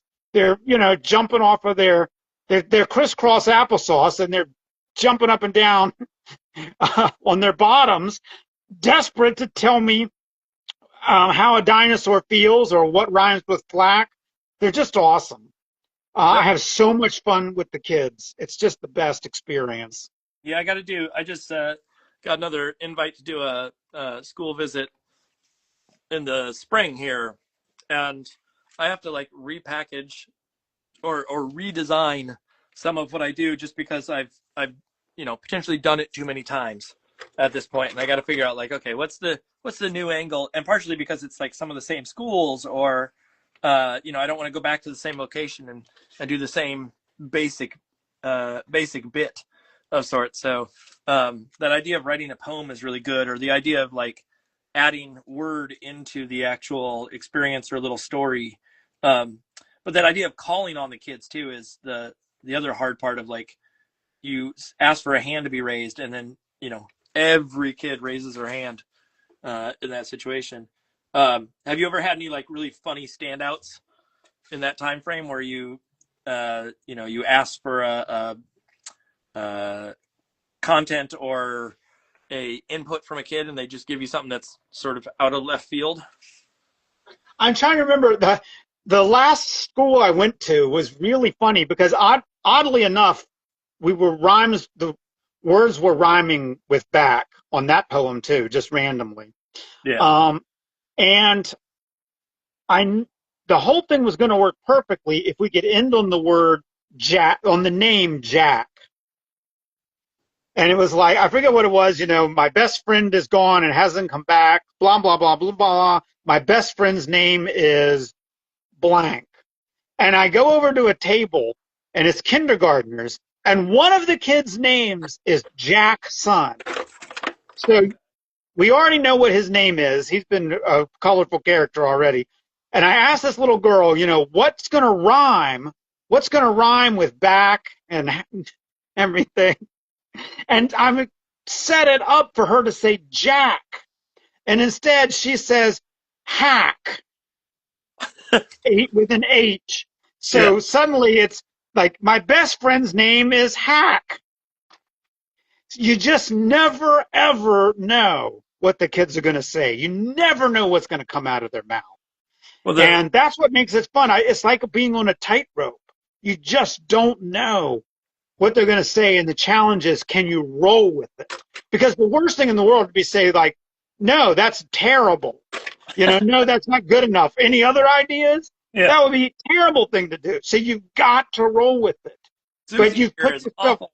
Improv. Yeah, Susie's got. Yeah, so you've opened yourself up to a disaster. With those kids, that idea of like, the improv, or the ability to adjust and to move quickly with the content that they throw at you, the randomness that shows up is always so funny. And some people are very good at it, some are not. One of the things that I've been training my class, the picture book class, to do is with that reading thing is like, how do you actually interact, and how do you manage reading to a large group? How often do you turn the pages? And they're all learning by example, or learning through experience rather, how to do that. But there was a point where I don't know if I should, but basically start to be that little kid in the back of the classroom, and act like those kids who bring up the random facts and try to interject in places where potentially it doesn't help them in any way. With the interaction, remind me, do you have kids? What I've got is a rancor. Okay. The reason I ask is just like that idea of like, having a kid has made a difference in sort of how I interact with kids in that world of, how do you say things, and how do you, and it took a while to learn some of that, but that is a lovely rancor. Do you have lots and lots of toys? Yes, I have lots and lots of toys. Actually, can we say happy birthday to this person? Yes. Somebody wanted us to say happy birthday. I think they wanted you to say happy birthday. Unironically, my birthday is March 1st. Can you wish me an early birthday? I used to make all the Yoda origamis. Well, happy birthday okay. to was it Tom.Noel.1. How old are we turning? 100 and what years old? That's the Great, yeah. great. That's such a sweet age. Yeah, that's when they finally get the personality, and I'm turning 22. That's a good age to be, man. What I wouldn't give to be back in those years. Um,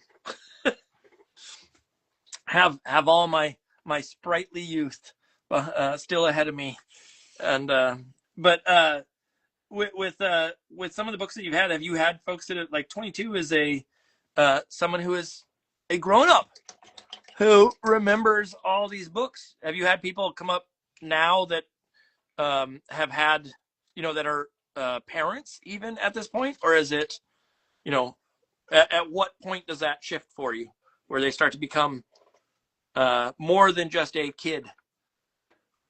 Yeah, I hope they start having babies, and I hope they buy my books for the babies. That's what I really need. You need sales. Um, that's with the amount of books that you've like, you're full time freelance now, right? Uh, yeah, yeah. Yeah. Do like at this point, do you have like, I imagine some of those books have earned out without issue. The especially the Yoda book, I know that's got to have earned out without issue. But do you have time to sit around and like look back and reflect on how well these books have done, or are you kind of always on to the next project of some sort? Well, but see, the thing is, I've never stopped being the I've never stopped having OrigamiYoda.com. And on Yeah. OrigamiYoda.com, almost every day for, what are we on now? 15, 16 years, almost every day we've posted new origami from kids. And so I've never stopped living the Origami Yoda thing every day. It's part of my life almost every day. So I never stop thinking about Origami Yoda, and I never stop thinking about the kids that come on the website and send me their stuff. And so I'm deep into that all the time. Yeah. And no matter what book I'm working on, at some point during the day, I'm going to go and check out, see what they put on OrigamiYoda.com for the day. That's like your time where other people are on Instagram, like putzing around with memes. You get to go look at like cool kid art and Yeah. all that. And it is cool, man. The stuff they come up with, absolutely. In fact, Handy Artisan, who's commented, is a fantastic origami folder and has posted some amazing stuff. And probably some more people in the comments. I haven't been able to watch the comments closely enough. I'm not sure who else we've had, but they're just amazing. They always amaze me. By the way, I love drawing devils. I'm not sure if that's appropriate, but It's totally fine. The show is for everybody, and so actually, adults. yeah, you're drawing one of the Guardians of Hell. So Yeah. or Hades actually. Yes, Hades or the underworld. So there's terminology there that is if you want to use the HE double hockey sticks, that terminology works too. So One of the craziest things about Instagram is that my amazing high school Latin teacher actually follows me on Instagram. I don't know that she would tune in for something like this, but she and I know Cerebus very well and know all about his busy life down there guarding the gates. I mean, we just finished watching not just, but maybe a couple of weeks ago, finished watching the Percy Jackson season 2 on Disney, and so it got me in the mood to jump back in or like do some Greek mythology type work. And so these are my tributes to it of sorts. I don't know, like there's certain ones that would make sense to draw, but I don't know a ton of that mythology beyond sort of, again, what Rick Riordan is. That's my entry point, my gateway to to Greek mythology. Um, the I wanted to go back and sort of think about like holistically with the work that you've done, the work that you've made over the years. There's obviously stuff that has stood out as like these are the tent poles for uh, the the work that you have done, the work of who you are, etc. But is there certain goals or things that you want to do going forward that you haven't had the chance or opportunity to do? You know, is there like a project that's always been on the back burner or something of that sort?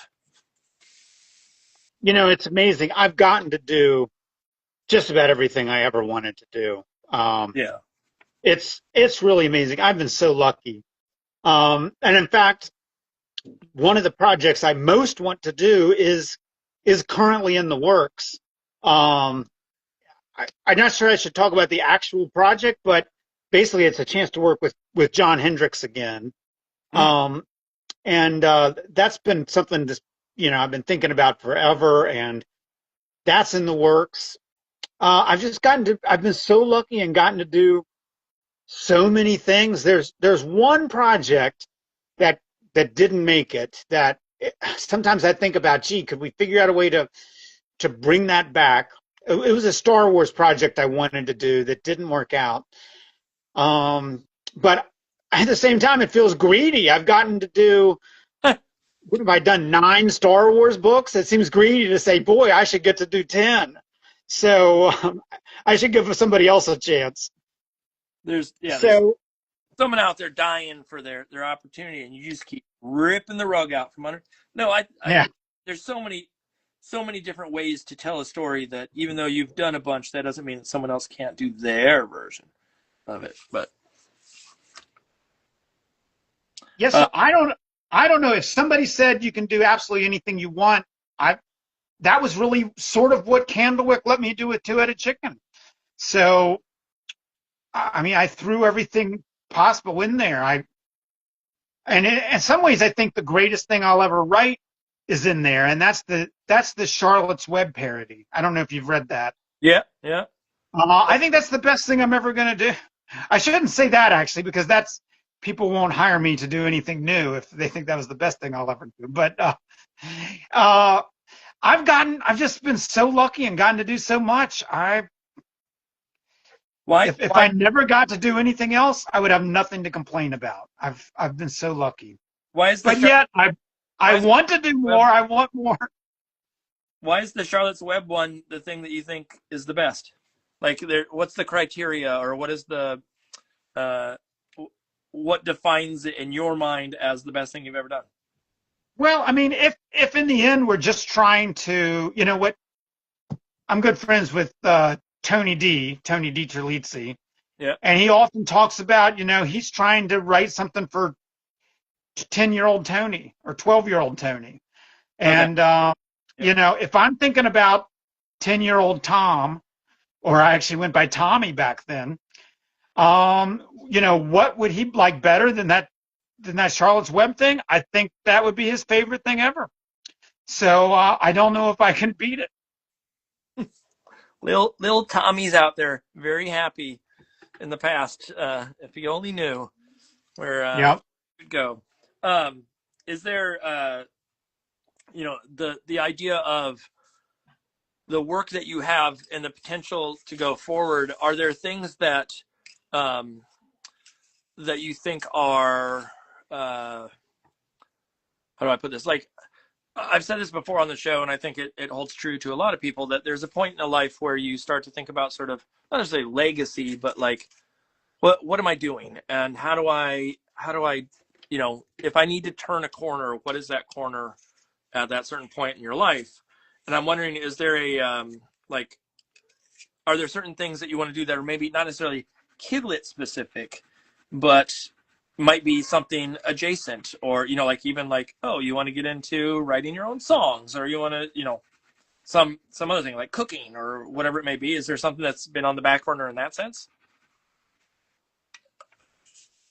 That's an interesting question. I've honestly, in so many, Well, there's one thing that's in the works that I can't talk about that sort of answers that question. Um, but as far as something that's, I have no interest in writing content for adults. Yeah. My content, everything I write is also for adults. There's no law that they can't read it, and Yep. if they don't read it, then that's their problem. They need to loosen up. So I don't want to write anything that's for adults but not for kids. I want to write stuff that's for kids and adults. Yeah. So nothing in that category. Um, I don't know. I've gotten to do so much. I'm so lucky. Is there uh this, I know this is a little bit of a weird tangent here potentially, but thinking about like that book, the Two-Headed Chicken, is such a like distinctly you book in a way. Um, is there any project or thing that in the past that I forget who I asked this to? It was a couple of weeks ago. That was just so dumb, funny, weird that is sitting in a sketchbook. Like I asked them at one point, what's the funniest thing you've ever, or the dumbest thing you've ever drawn? And I have a feeling, I'm not saying dumb in a bad way. I'm saying dumb as in like it's amazing and ridiculous and whatnot. Is there something that's in your oeuvre where you look at it and you go like, that was the funniest thing I've ever done? Or is it the books that you're talking about? Is it the, one of the dumbest things I ever came up with was the $1,000 knock knock joke. Do you know about the $1,000 knock knock joke? why does this sound familiar? Remind me, because that's, I'm drawing a blank, but I know that's there on the like. Okay, so it's sort of a stretch, but I wrote a knock knock joke and got $1,000 for it. But it's not 100% true, but it's sort of true. Um, there are these Star Wars books called From a Certain Point of View, and in it they're anthologies, and they got all these great writers to write mostly serious takes on Star Wars characters' points of view of the movies. And so, for instance, like what were the Jawas thinking about with R2D when they grabbed R2D2? Yeah. What was Boba Fett thinking about when he zapped Han Solo? All that kind of stuff. And so they got all these great writers, and then they got me. And what I ended up doing was writing these ridiculous stories in the very back. They put them in the very back of the book. Either I'm not sure if they were trying to hide them or what, but mine ended up in the back of the book, and they were very silly. They were extremely silly, but they were silly in a way of absolute love for Star Wars and absolute love for Star Wars fans. They were love letters to Star Wars and Star Wars fans from me. Yeah. They were very silly. And the whole thing was for charity. And so the first two books, I did the things for free. But the third book, for some reason, they paid me $1,000 to do it. And I don't know why. Because I would have done it for free. But I got $1,000, and it involves the worst knock knock joke in the galaxy. Would you like to hear it? I would love to hear it. All right. That was a long build up to get here, but I'm going to need you to say who's there after the whole knock knock thing. Are you ready? Yep. Knock knock. Who's there? Al. I'll write this down. Al and Tim. Alan, Tim, who? Alan Timigo in a galaxy far, far away. $1,000. I hope you're proud of yourself. Now, isn't that wrong? Isn't that just the worst? I mean, Oh my gosh. Can I just take a quick break here to say hello to Louie Be Free? Louie tuned in. Louie is one of the greatest people I know. Louie is the best. Hello, Louie. Would you say hello to Louie too? yeah, let me try. I don't know him. I don't know if he's actually the best. I'm gonna have to take your word for it. But Louis, you sound pretty cool. Welcome to the show. All right. Louie is the best. Louie was a biker gang member of the biker gang Brothers of the Hammer. Whoa. Okay. And he became a radio personality in Youngstown, Ohio. And I was for one of the Geronimus Tilton books, they signed me up to do a whole morning of radio interviews. And you call in, blah blah blah, on to the next one, blah blah blah, on to the next one, blah blah blah, and then on to the next one, and the next one was Louie Be Free. And instead of blah blah blah, Louie just brings the most amazing positive energy of any human being I've ever known. After our short segment, I felt better about me. I felt better about the world. I just felt great. And so since then, Louie and I have become friends. And I just think he's the most wonderful person. And it just goes to show you how this bizarre job we have of writing kids' books can lead you to the most interesting places and the most interesting people. Yeah. And Louie is one of the most interesting people I have ever had the pleasure of meeting. Just a wonderful human being. And I can't believe you tuned in tonight. Hello, Louie. It is great to see you on here.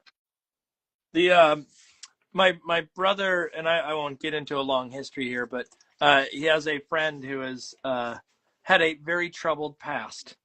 To the point where most people would probably be a little bit hesitant to meet said person. And I met him, and he was like the most lovely person, like one of those people where the history of who they were, where they came from, etc., like probably overshadows the wonderfulness of said person in most of their life. And hearing the idea of someone who has a biker history or whatever it may be, and then comes with such positivity and such light and whatnot is such a nice thing to hear. Let's put it that way. And I'm grateful that he tuned in. Yeah, he's the best. He's the best. Are there? By the way, speaking of the best, you are drawing the best three-headed dog that's ever been drawn. That is absolutely fantastic. I'm trying to do a two are mean, and then the one is the idiot of the bunch. That's off to the side, and I got to get it all figured out. I realized it. I don't know reference point. Do you know about what is it? MTV2, I think, has a Cerberus image that all of a sudden it realized that like, oh, this could probably look like their icons. I have to be very careful visually that it separates, but we're getting there. It's getting close to what I had here. Sizes are a little bit different and shapes are a little different, but eventually we'll get there. Yeah, it's fantastic, and I think I do know that MTV logo, and you're doing something much different. You're really rocking it. Good, thank you. I appreciate it. It's these are on these nights when I have people on. I never know where everything's gonna go until it just sort of happens. And so, like knowing, I didn't know how this painting's gonna come out. I don't know exactly what the colors are gonna be, any of that. And so it's just sort of some of it's just a little gamble of let me see what I do texture wise, and the love of using big chunky scissors sort of gets me there. Is there I know that like primarily you're using a pen here, and you had I forget who it was that colored the two-headed chicken. You'll probably know it right off the top of your head, but I'm going to look. That was Joey. I'm sorry, who? That was Joey Ellis. Joey Ellis, thank you. I was looking for it on the cover, and I realized, oh no, that's in the California. But do you primarily work in black and white, or have you done like? In other words, like, is most of the stuff you do just drawing and then translate it into the computer, or is it? Do you ever get out paints or like things that are tactile color? Yeah, I do. I like hands-on stuff a lot. Um, Color though is a real problem for me. I am not good with color.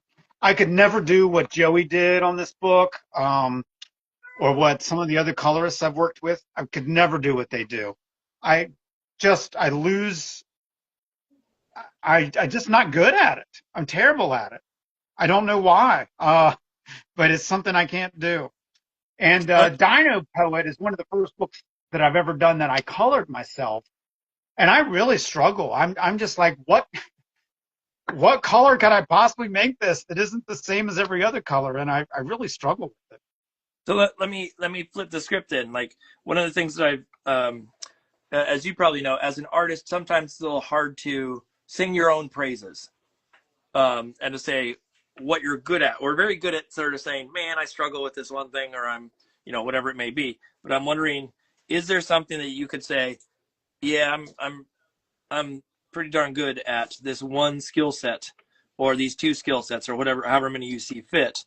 Is there something that stands out in your head where you're like, "Oh man, people got to watch out when I come to town with this thing"? I don't think anybody needs to watch out for anything that I'm doing. Hey, you're not allowed to do that. You're not allowed I to. am, wait, I am really good. I am, okay, I'm going to take it back. I've done something. I've come up with something that I think is worthy of what you're talking about. And it is the creation, it is the universal fold finger puppet. And I think this is actually, if next to Origami Yoda himself, by my plan, if I have a gravestone, I want to have the instructions for the five-fold Origami Yoda on my gravestone. Um, so I mean, that to me is really what I'm going to leave behind is here's an Origami Yoda you can fold yourself. Yeah. But for the person who wants to fold one more thing, especially a kid, the universal puppet, which is also three folds. You fold up from the bottom, then you fold over, and you fold over again, and then you tuck this part into this part, and that makes it into a finger puppet, and you put it on your finger like this. I think this is the greatest thing I've ever come up with. This is a creativity prompt for everybody. I mean, kids see this and they immediately know what to draw on it. Or paste on it or cut off of it or do something with. I mean, one cut and you've turned it into something completely different. This could be a cat or Batman. You flip it upside down and it looks like something else. You fold a piece of paper out the back and it looks like something else. The stuff I've seen kids make out of this is just amazing. And the idea that I came up with this thing that gives kids this power to make something, that's the thing. That's my thing. That's what I gave the world. Yeah. And I haven't actually gotten this. This is kind of buried. It's buried in the R2D2 book. Not everybody's seen it, but I think this is my gift to the world. The world may not choose to take it, but the world may be returning it for a full refund. But this is what I have to offer. I like the idea of the grave. You could have the gravestone cut in the shape, so it looks like it was folded stone that has all that same odds and ends. There was what was it? My wife and I always make jokes about what I want done when I'm gone. And I made one the other night that I was like, oh, that's pretty funny to do, and I can't remember what it was. Oh, I know what it was. It was to have a recording in the casket that just plays fart noises periodically. And so it's that's all that people hear is just these random noises coming out of the casket. Because it's all about the joke for me. The joke wins out over everything else. So the the origami fold gravestone is pretty awesome. Such a good idea. Do you uh, is there anything that, you know, for those that are interested in the industry itself and getting into kidlit, there's the classic, like, hey, you're going to go visit a college and they go, what's one thing you wish someone told you kind of situation.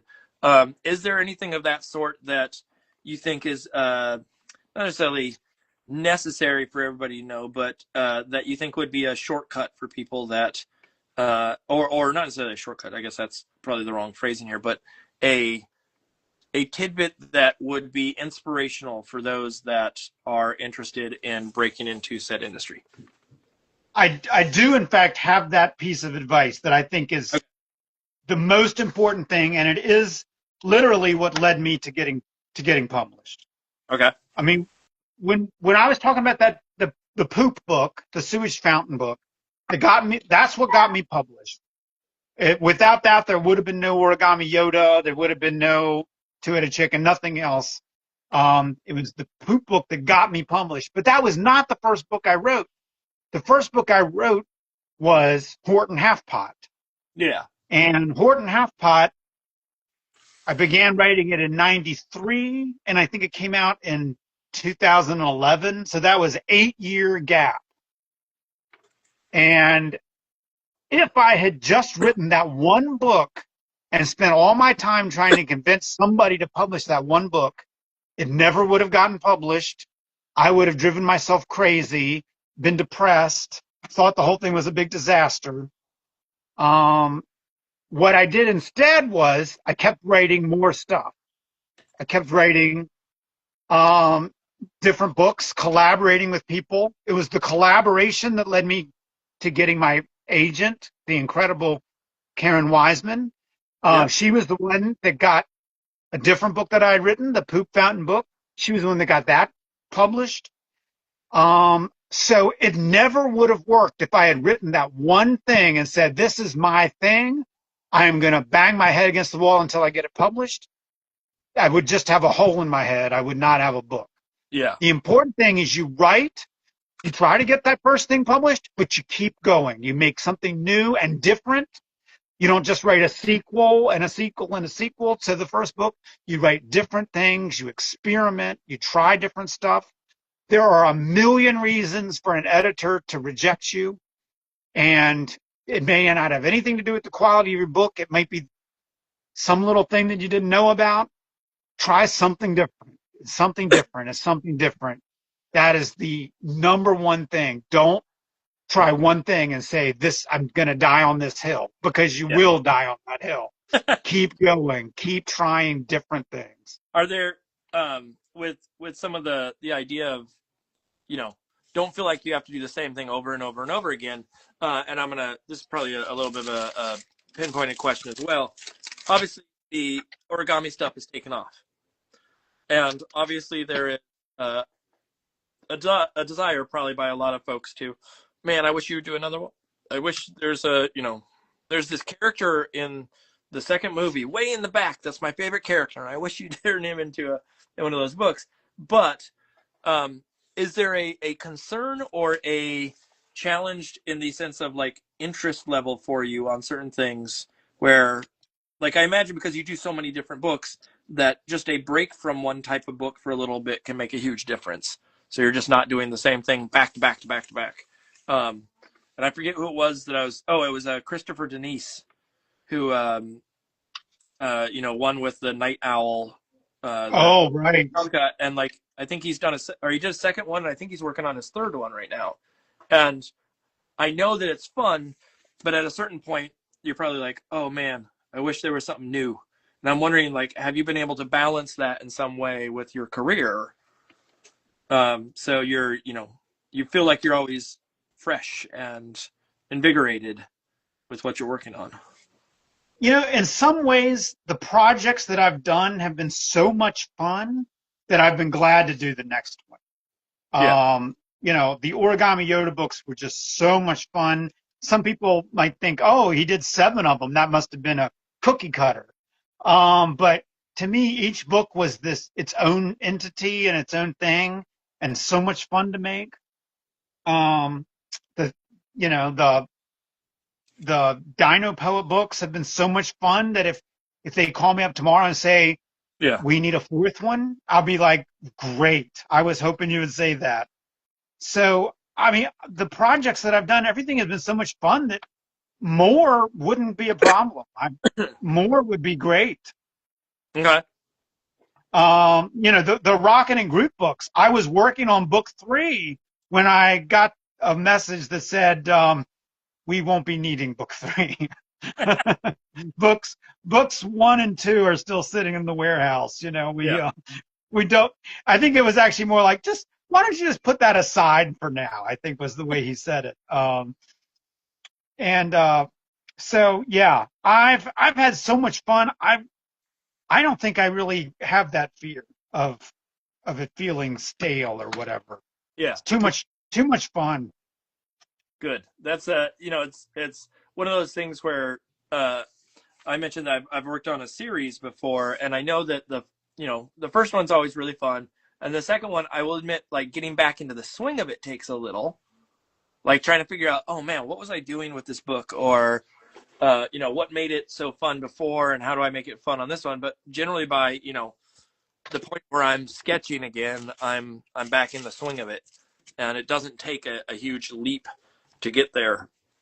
But there is a shift in mindset towards okay, where was I 2 years ago when I did the first one? And mentally to make sure that I'm sort of in the same headspace of sorts. Is there a illustrator, because obviously you illustrate your own stuff, but is there an illustrator that you've always wanted to work with on any of the books that like you haven't had the chance? That if I were to next week take this video that Instagram puts up and send it to the person, who's that person you want this sent to? That's a good question. And the person I do think about working with a lot is Gail Galligan. Okay. But Gail Galligan's a superstar right at the moment. Yeah. a little bit. Yeah. And there's another graphic novelist that I am working with, a graphic novel that's coming up that they're drawing, that I'm not drawing. So I wish that would get public so that I could say the name of that great person. Somebody that I asked once was Paul Zelinsky, and I would love to work with Paul Zelinsky sometime. He's just amazing, absolutely amazing. Paul? You know Paul, right? Yeah. Are these folks that you've met in person too, like that you've had a chance to sit down and chat with, or is this sort of a? Oh yeah, in fact, yeah, meeting people in person is a great way to know, is this somebody you want to work with? Yeah. And have you ever been like the idea that you get teamed up with, an illustrator, or you potentially you're making that team? You're the one going like, hey, I have an idea for a project. You wanna putz around on it for a little bit and see if it makes sense.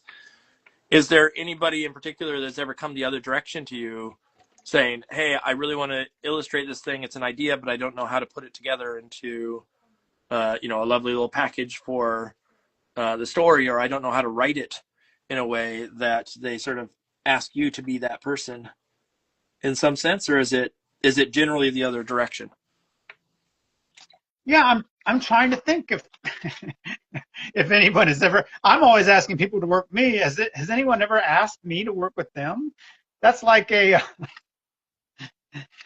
seems like a problem.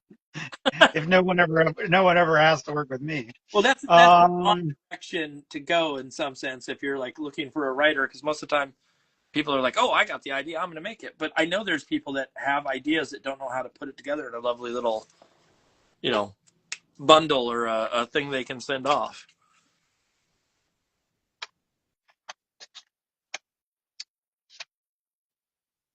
That's very interesting. I don't know that I've quite had that experience. I'm trying to think. I don't want to say somebody and then have them say, no, I didn't want to work with you. I had to or whatever. I want Um, to work with your pen name instead. That's the.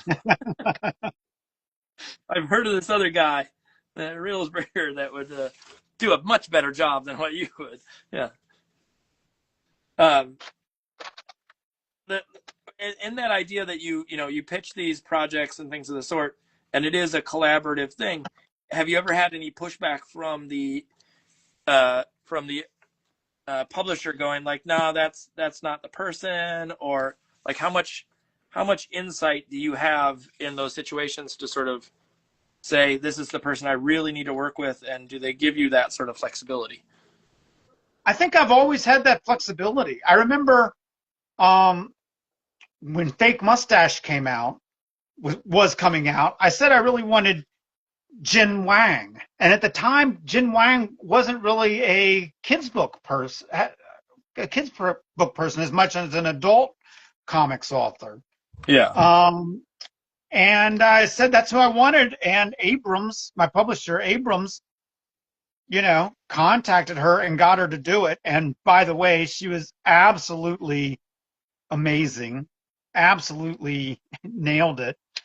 And so that was a time when I made a off the wall request and got what I asked for.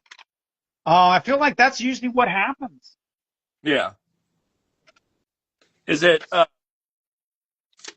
mean, obviously, like the industry, there is the theory that you never approach an artist to sign on to a book because the art director will say, no, we don't want that person, or we want to do someone else as the illustrator. But obviously that's not always true in certain cases. But yeah, now I think that is a dangerous thing for a unpublished writer to do, is to attach a certain artist, have certain artist draw the pictures for their book and then submit it. I think that is dangerous. I would not recommend that, really. Yeah, but once you're established enough, it becomes that connection, or that ability to have a little bit more say becomes what do I want to say, like more feasible. Let's put it that way. Yeah. Yeah. Is there with that idea of the ability or the I always use the word clout, but just you've been in the industry long enough, you've sold enough books, etc. Do you think that the way that publishers interact with you has changed in any way that makes it easier for you to sort of do not necessarily what you want to do, but that your voice is more loud in the room than what it once was? Well, I think my voice might have been loud 15 years ago. Okay. It is weird. I mean, I don't know what your experience has been like. It was weird when you're on the top 10 list. Everybody's like, oh, hey, let's do this, let's do that. What do you want to do? Let's do something. Yeah. But I was on the top 10 list briefly. Okay. I'm not one of those people that lives on it. I'm a person who visited. I had a nice time, and then I was asked to leave. And yeah. And so those kind of requests stopped coming. There's kind of like, hey, dude, out of nowhere, you just people dropping these huge things on you. And so, when I was briefly on the top 10 list, I had a lot of opportunities, and I grabbed a lot of them, and maybe not as many opportunities now, but I'm still incredibly lucky in getting to do great stuff and stuff that's really exciting. But as far as me having a loud voice in the publishing industry, definitely not. Definitely not. I mean, I definitely have not had. I haven't had a book on any sort of big bestseller list at this point. So it's a matter of I'm waiting. Someday it'll happen, but it's a ways off. Do you when you're writing a book? I mean, speaking of that, in that sense of when you are writing a book, or illustrating a book or anything of the sort, do you have a sense of, I mean, obviously we all hope that it's going to connect and we all hope that it's going to be this, not necessarily a big seller, but that somehow it's going to be something that connects with the audience. And I'm wondering, have you had a sense with some of the books that you've had that have done better? Have you had a sense right away that like, oh man, this is hitting the mark? Or is it, are some of those just oh, I didn't expect this to do as well as it did? Well, like Origami Yoda, I felt like the minute I had that idea, I knew it could be something. Yeah. And that did turn out to be true. Other things, it felt like more of a risk to see, will anybody want this? I felt like Dino Poet was pretty cool because it, like Origami Yoda, you could tell from the title whether you were going to like it or not. I think most people know when they see Origami Yoda, they know, oh, I'm going to like this, or that doesn't sound like something I'd be interested in. And I think Dino Poet is the same way. If you see the words dino and poet and think, I have no interest in this, then you might be right. You might not have any interest in it. But if you see dino and poet and you think, yes, it's about a dinosaur who's a poet, I'd like to find out about that. So that's why I was excited about Dino Poet, because it definitely lets you, it's, as they say, it does what it says on the label. Yeah. It's not trying to trick you in any way as to, well, you're going to open this up and it's going to be some like crazy memoir about your life as a youth growing up in Virginia. With the dino thing, one of the things that I've always said to a lot of folks that I work with as mentors is when you have a dinosaur book, which I've done one. There's a threshold of, if it's too real, then you get those kids that come up and go like, well, you did not draw that dinosaur the right way. And it's actually, your T-Rex is missing the plates that are on the top of the head that Right. defend against. Right. Have you had anybody come up to you with that book? I mean, I imagine just aesthetically and the silliness of it all and whatnot, that no one's going to roll in and go like, your Triceratops is the wrong thing. But have you had any instances of kids coming up and talking to you about dinosaurs that way? No, I don't think anybody has complained about those dinosaurs yet. The one I've kind of been bracing for is with Dino Poet 2, a complaint about the sizes. I've got basically an Archaeopteryx who's ridiculously large. And so what I'm going to try to say, if somebody calls me on it, I put a little back door in the book where the character says, oh, I have a cousin who's called an Archaeopteryx. So I'm going to claim that she is a undiscovered species. We haven't found this particular dinosaur in the fossil record yet. That's going to be my backdoor escape if a kid calls me on it, because it is the size thing is, you got to fudge that a little bit, or it would just be ridiculous. To try, how would you draw a Brontosaurus talking to a Gallimimus?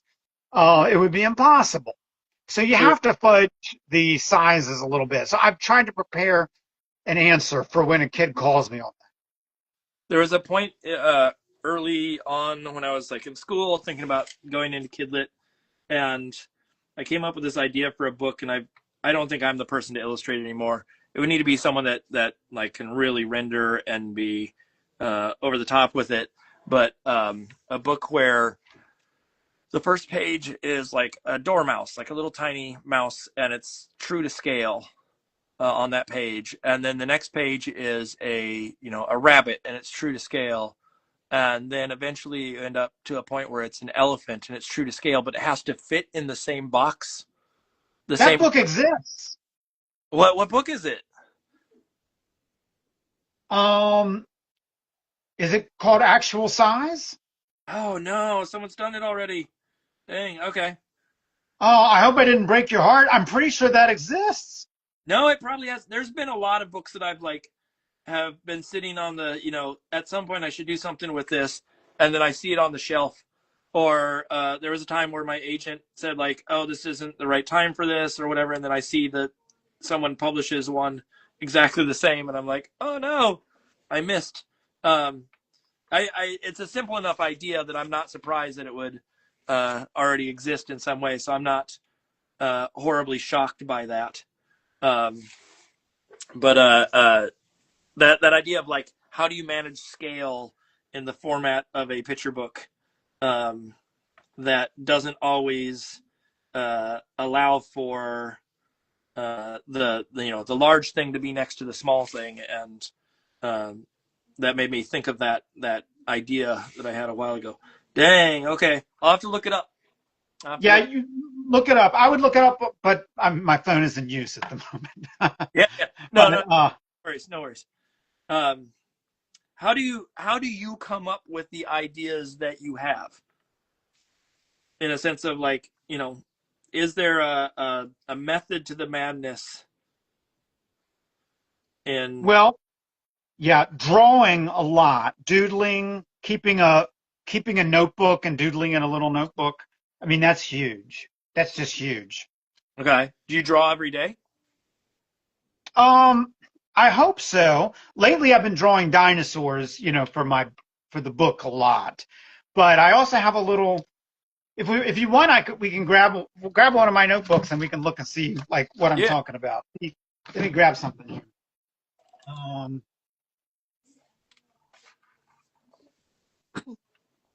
let's see here. Pulled something out. I don't even know what this. Oh, look at that. No, I still have. You're surprised by what? Okay, yeah. Like here's a notebook I've had, and one thing that I like to do is draw lots of characters on a page, and then give them something to have fill in a line for each of them to say. Yeah. And that really helps. You're establishing a character. And that really helps. Let's see. Let's see what's on the next page. Dinosaurs and cars on the next page. Let's see here. Or do you write a lot in a sketchbook? Like, or are you sitting down to type a lot of the work? Um, I don't write words in sketchbooks or longhand. I definitely type. My my writing comes out as typing. Yeah. Definitely. This is something that I drew. I got into drawing moon buggies, and I drew 1,000,000 moon buggies, and then I drew so many of them that I put them in one of the two-headed chicken books, a whole giant spread with moon buggies. Um, oh, and this is Eugene the Useful Engine that ended up in Two-Headed Chicken. And in fact, Two-Headed Chicken came out of notebooks because I was trying to perfect drawing chickens, and I ended up with two chicken heads near each other, and I just sort of drew one body for them, and then I gave them little things to say. That notebook is around here somewhere, I'm sure. And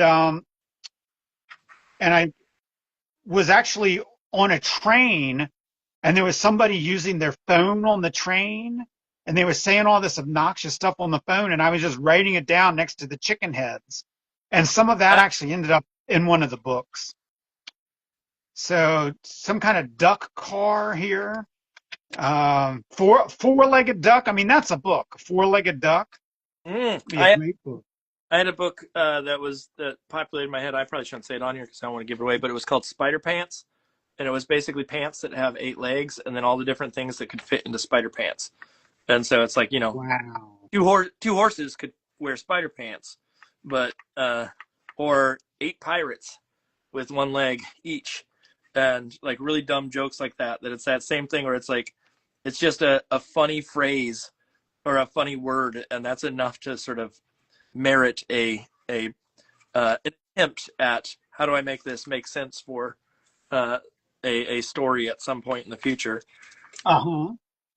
That's actually, I really like that. That's really good. I think there's a lot of I have that problem of I think of an idea like that and then I have a really hard time figuring out how to make it all make sense. Um, that's the hard part. That's where you're really good at like, okay, well, how do I package this together? And you know, do you write on a daily basis or is it? Oh, no, definitely not. No, no. I'm not one of those people at all. Very, very rare that I actually do any writing. What is it? Just because it's not your like? I mean, well, let me ask you this: do you consider yourself a illustrator first or an author first at this point? Um, I, I think, I think I'm a, okay author, and I think I'm a terrible illustrator. So I think of myself as an illustrator first. I mean, Okay. as an author first, because that's the one thing I might be competent Okay. as an author. This is a book I was working on where, because sometimes you sit down with a notebook and you don't know what to draw. So I came up with this idea: bird, dragon, beast, and I would have the words bird, dragon, and beast, and drawings for bird, dragon, and beast on every page. So I did this for a while. It was a really neat way of getting started. You always knew what you were going to be drawing when you opened up this notebook. Yeah. But I don't think I got the whole way through the notebook. There's still some blank pages in it, but this was fun. I mean, I have a lot of ideas, but I'm not inexhaustible. So sometimes when you sit down and you don't have any ideas, it's great to have something to fall back on. I like to fall back on drawing ducks and dragons, and werewolves are a great thing to fall back on. Um, unicorns, I love. Maybe, in fact, I think I'll draw some unicorns now. Yeah. Absolutely love. By the way, did you see that I did Sarah books here? Yeah, I saw it. It's awesome. I love the. It reminds me the faces. I'm trying to figure out what the cartoon character it reminds me of. That's like an old. I want to say like 70s cartoon character. Is it like Dastardly or something like Dastardly Mutt Oh or boy, whatever? you're talking about Dastardly's buddy Muttley. Muttley. That's what it is. Oh man, one Uh, of the greatest. I don't know if I could draw him. He's a perfect drawing. yeah, no, I don't. he's one of those ones. Any of those old Warner Brothers or not Warner Brothers? What is that? Hanna Barbera was Dastardly. Yeah, yeah. Uh, or the what was it? The Cartoon Olympics thing. Laugh Olympics. Yep. Yeah, that those. If you asked me to draw those, like Dastardly, I could not draw. Grape Ape, could not draw. I know that there was an ape that was purple, but beyond that, that's about like my ability to remember is not good anymore. Um, That's hilarious. is Yeah. there? Oh, go ahead. Oh, yeah. I love Dastardly. I don't think that's what I was trying for here, though, because I would have fallen short. So these are just sort of the stock dogs that I draw, but and that's uh, a great thing is to draw the head of something and then just make the body something different. Like, the way I draw werewolves is to draw a dog and then give it feet, Yeah, give it humanity. and then you got to sort of figure out how do you fit these things together. And by the time you're done, you've drawn something that's Well, not a dog and not a person. And I just putting two things together like that is a great way to come up with a new idea. one of the things that I really appreciate about your style and about your approach is the like looseness to things and I mean that in like the most positive way possible. That one of the challenges that I have is I have to uh, in a way fake looseness. Um, Partially because when I was growing up, I immediately sort of like got into I must render and make things, you know, understand how they're supposed to actually work, and trying to break that habit or trying to become more loose in my process has required me to like think more like a kid or to try to be a little bit more in that range. But it is me making decisions and me in a weird way. This is going to sound probably strange here, but me essentially setting up rules that I play by. So like Really? this dog bowl that's going to be here, and there's rules I play by for perspective on cylinders. That Are you serious? well, so like the equivalent of like let's draw this out here. Where's the marker? So if I draw a cylinder, obviously it's two ellipses, and you draw them to match, and that way you can go in there and you can put your shading and all that kind of stuff in. My rule of thumb is one of those edges now has to be straight, and the other one is curved. So the top one can be curved, and so that bottom one doesn't have the right perspective, or it can be a perfect rectangle, and the curve is, indicating here's the opening that is there. So there is a sense of curve, but I will never draw two ellipses together the way they're supposed to be done. And so I set up rules like that to try to mimic that sort of playfulness. And I look at Wow. just like the speed at which you draw is just like, let me get stuff down and play. And in some sense, I think of myself as a playful person, but not to the same level that you play with your drawings and let things sort of naturally flow out of you. And maybe I'm wrong. Maybe you have rules that you play by, but I find it fascinating to watch sort of your process and to see how you come up with some of the doodles and some of the sketches that you make. I mean, is there a process? Is there something in your head you're going like, oh, I had to do it this way, or it didn't make any sense? I think it's interesting that you have rules to stop yourself from doing it too good. I don't have that problem. There's no. Oh no, my phone died. No, Wait, your phone are you died? still there? Yeah, I'm still here. Can you hear me?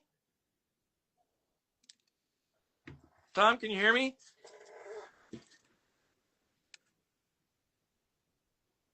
I don't know if you can hear me, Tom.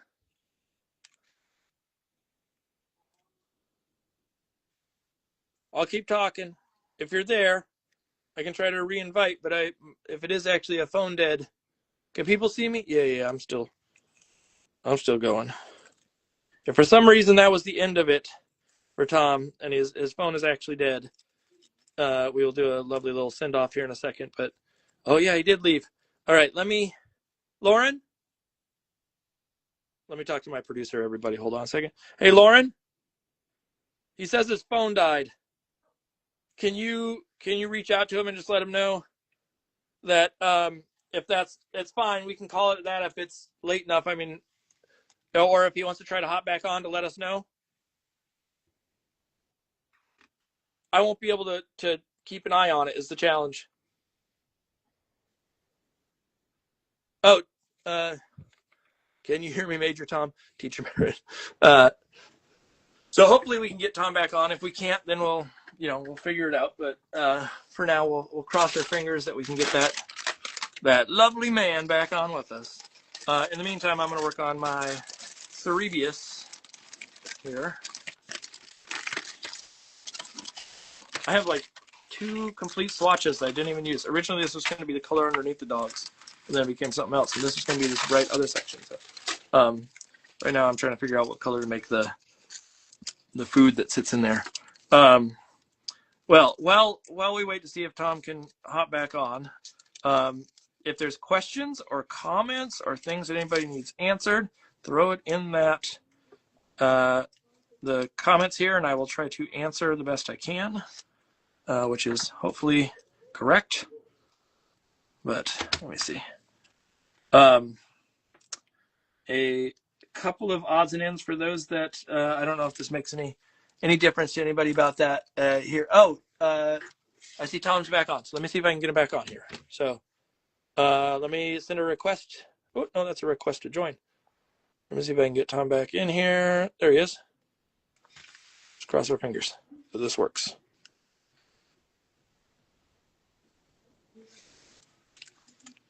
So Tom, I have sent an invite if you're listening from afar.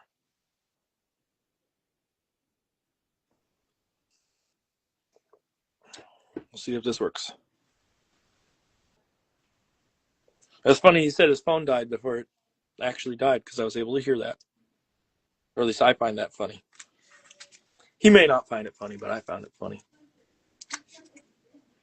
So while we wait and see if this works, so everybody that's watching, I will show my sketch again so you can see where this is all going, what I'm trying to do here aesthetically. And then I will try Tom again a different way if need be. Let me just get this lined up.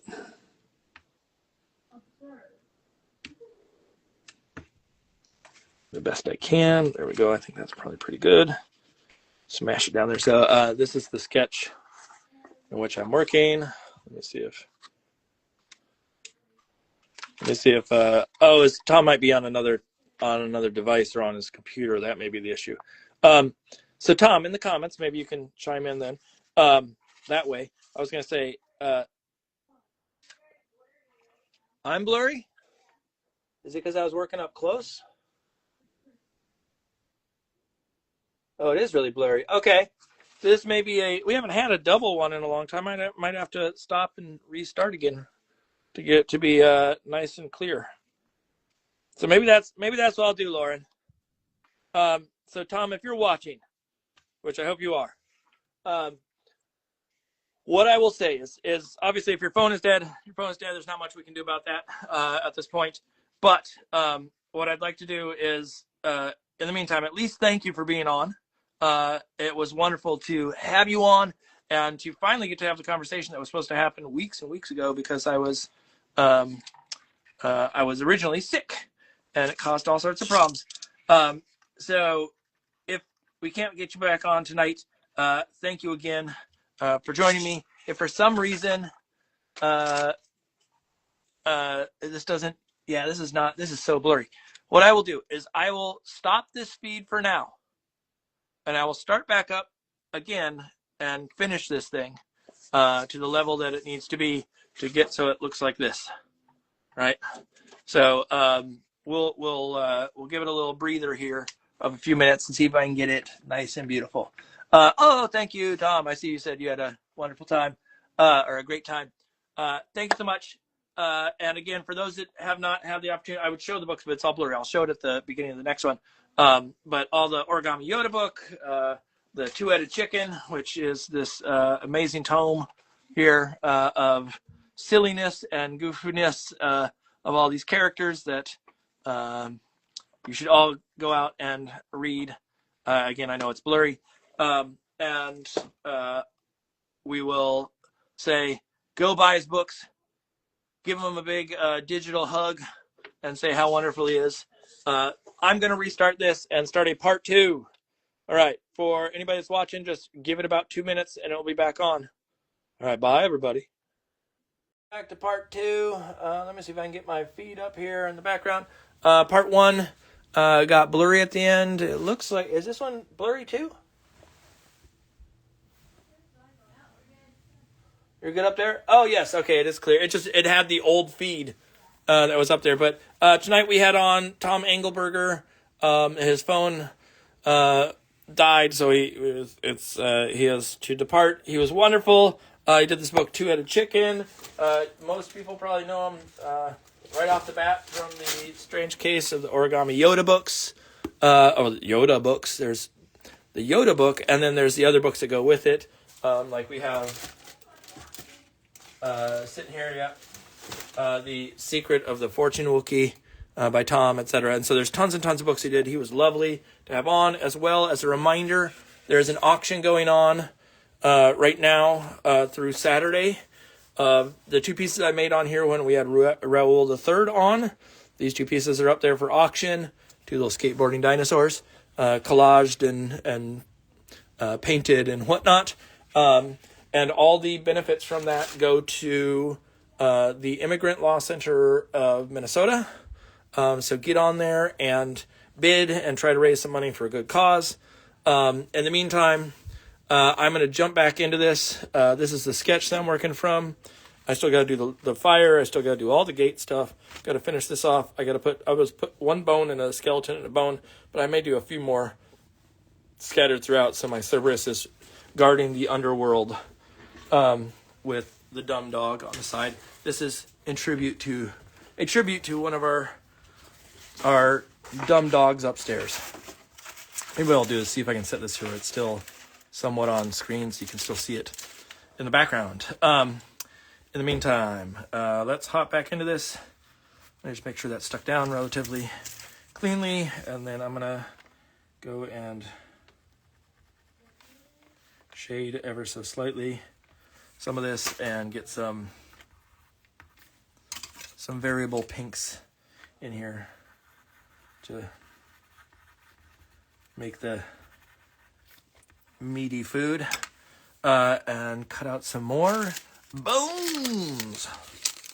Let's cut out some more bones and a skull. Ooh.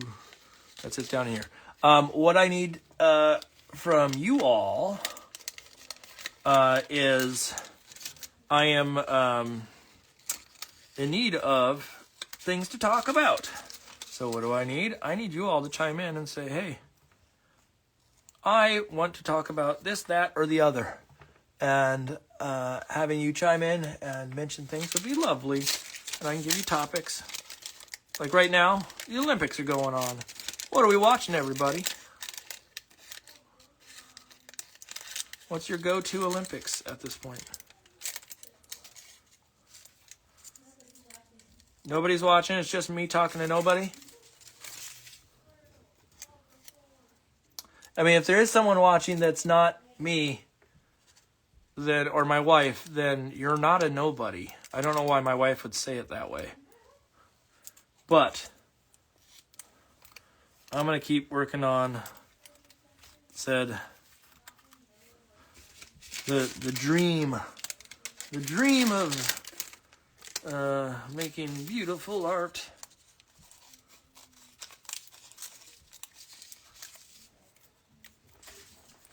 I mean, I can just make, and then people can just sit quietly in the background and not care. I'm used to it. That's the way life goes sometimes. People don't care. What are you laughing at, Mama? Sometimes people just ignore me, like my wife and my son. They sit up having a conversation upstairs like I'm not even here. And in reality, it's like I'm right here. I'm been here the whole time. Nothing.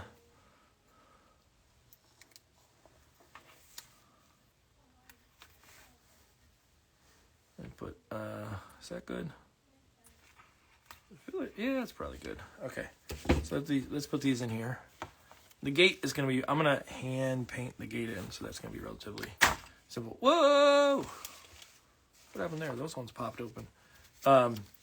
In the meantime, for anybody that's watching, which is no one, I'm trying to think if there's a fun story to tell people. Oh, I did ask my class to bring in fun kid stories, like when they were a little kid, some story from their life, to tell the class on tomorrow. So I'm wondering what they're going to say. That'll be fun. And then I have a meeting. It's really fun. Tom says, my phone and I are no longer on speaking terms. It was plugged in, but man, is it stubborn. No worries, Tom. I get it. I've had that too. I've had not just my phone, but like the charging block or whatever that it's plugged into accidentally come unplugged, or it's not charging fast enough and it just keeps draining. And so I hear you. Like I said, it was lovely to have you on and to get to know you. And, I've seen you in action at events before, and it was super exciting to have the opportunity to chat with you and learn more about you and learn more about your history and all that fun stuff. And so I appreciate you. trying to figure out how many bones I want to put, because I want to have fire too. So like maybe I don't need to do a ton of bones. Maybe that's it. It's just like that plus this one, and this one I might put behind this leg here, so it's a little bit like I don't want it to fit perfectly in one of these spots. That feels awkward to me if it's just like there. Like the idea of a little crossover might be good. So let's stick it down. Let's figure out what we do, and we'll get there.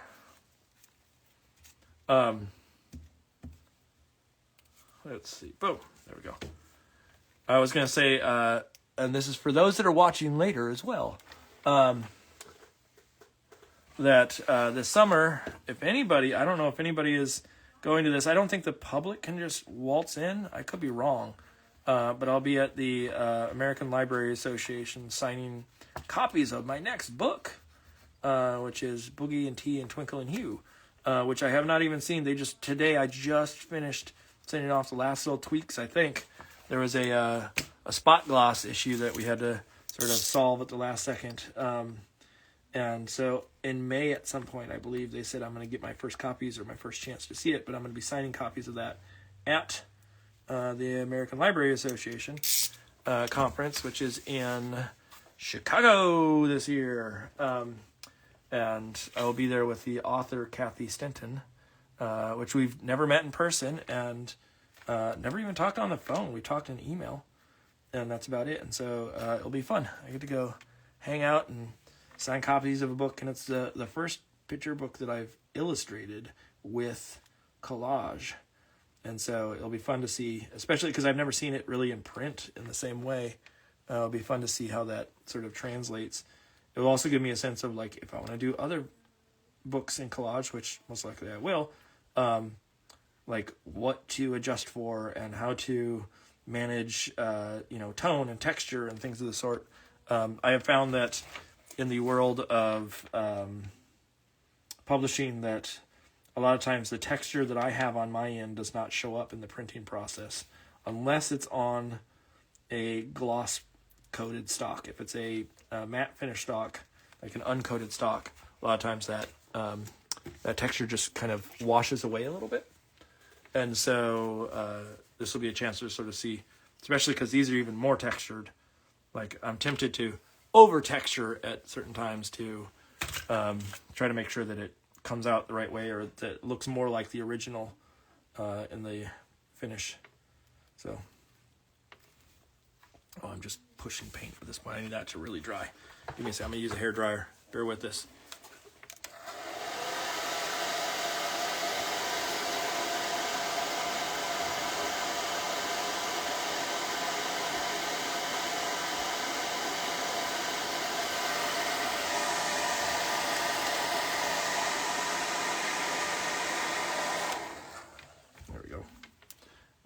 I'm going to use a different brush too. I'm going to use a flat head brush because the last one was a little bit more of a pointed shape, and I don't want it to push paint around. I want it to really pull the pigment, and so I'm going to use a flat head brush. Here. So get that a little bit wider, get this a little bit wider, just so they punch a little harder. I will have to shadow underneath these two to match sort of the dumb shadow I have there. And I say dumb shadow specifically because it is kind of dumb the way that it's set up. So let's get these teeth just a little bit wider too in the process. I originally thought I'd give this guy, maybe I'll do this. Maybe I'll give him two big front teeth. I was thinking I'd just give him two teeth, but I think it's funnier to, the more he looks like a yuck, then the better. That's the sound that he would make. Hey guys, Hades says that we gotta get, I don't know where I'm going with that, but some dumb sounding dog. Okay, let's write Cerberus. C-E-R. Help me real quick, Teacher Marin, if you're watching. Cerberus. C-E-R-B-E-R-U-S, correct? Is that right, Charlie and Lauren? Cerberus, Cerber.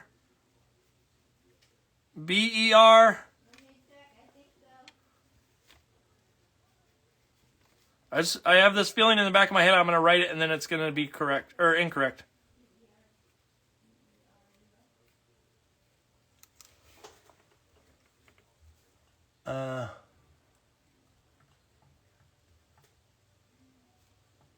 Final tally, circa 15 pages of drawings and 5 pages of pieces of origami. Awesome, Tom.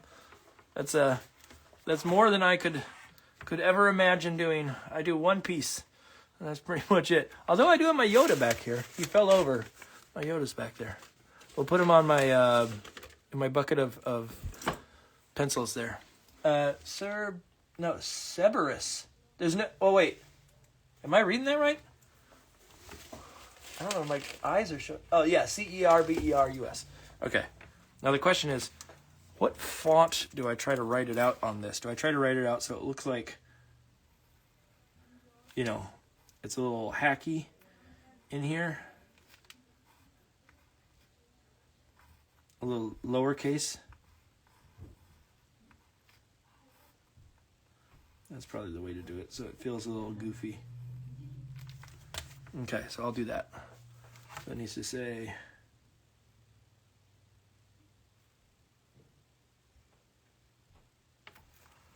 Sir.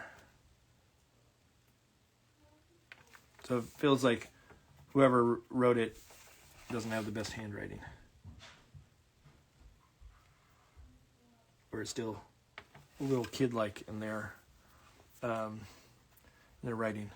I feel like this is one of those ones where it's called Cerberus in one location, and then like, you know, in other mythology it's, you know, Cerberus, and it's something else somewhere else, and it really just depends on sort of like where and how you're reading it that it makes a difference.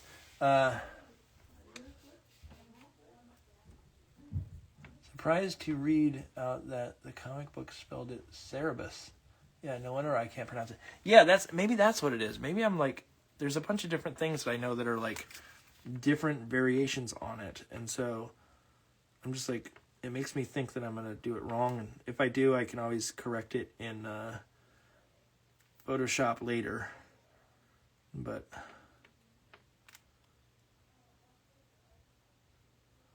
let's get it in here like this.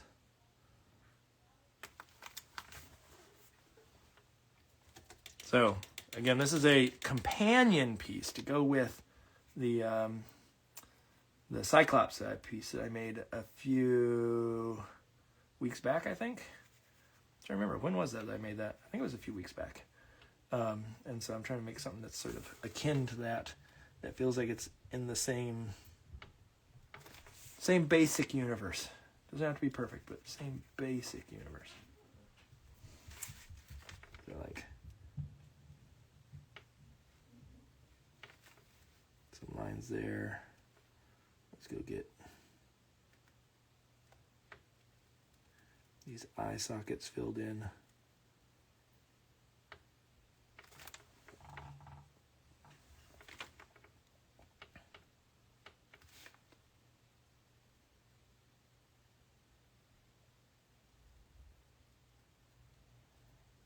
Okay, and then 2 little nose holes, because that's how you know it's a skull. It's got little nose holes. And then I want, let me get this shadowed in there a little bit. I want to push this sort of pink in there a little bit more.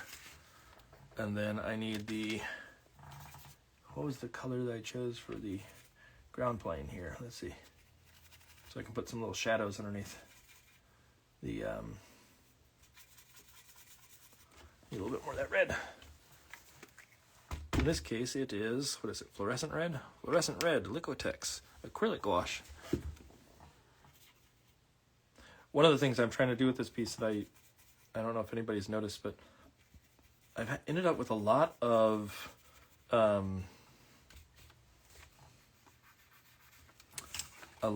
purple showing up in my work. And there's nothing wrong with purple, but I was like, oh man, it's showing up a lot. And so I wanted to sort of challenge the idea that I don't have to draw with purple in a piece. So I purposely did not use, I've been using like this lavender and like certain colors a lot recently, and I feel like it's become maybe a little formulaic. And so I'm trying to break from that in some capacity. So a little bit like this. So I decided red was the color. There we go. Okay, so I got that done. Let's put in some flames that are coming in from here. And do I have the right color to do it? Can I do it with something like this? I might need to go a little bit more pure. Let's try, I'll take a scrap that is somewhat light. And let's make a couple more swatches to play with. And do I have a clean enough brush here? That might do it. What I want to do is get something that's maybe a little bit lighter in yellow. I'm using a, what is it in this case? It is a, it's a yellow ochre. So I'm never going to get a super bright color. But if I use this and potentially some of the gouache, pink gouache, I might be able to get something that's a little bit more fun to sort of peek in from the edges. It becomes the flames of sorts. And so we'll see what we can do here. So let's get these colors down in some interesting manner that can potentially become flame adjacent. That's what I will say. They're flame adjacent. So again, they're not the purest of punchy flame colors, but they're good enough. That's what it boils down to. Maybe a little bit more of this fluorescent red, which I could have sworn I just put some out, but it's gone already. Put that out there. What I do is just a little bit more of a reddish, pinkish hue across the entirety of this. Man, I really am not putting enough red out on my palette. Again, if there's questions or anything of the sort, put it in those comments, and I'm happy to answer.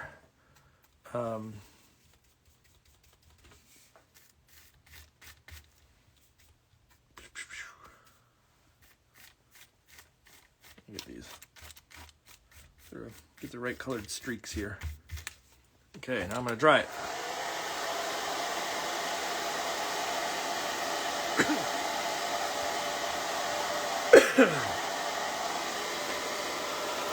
Get back there. There we go.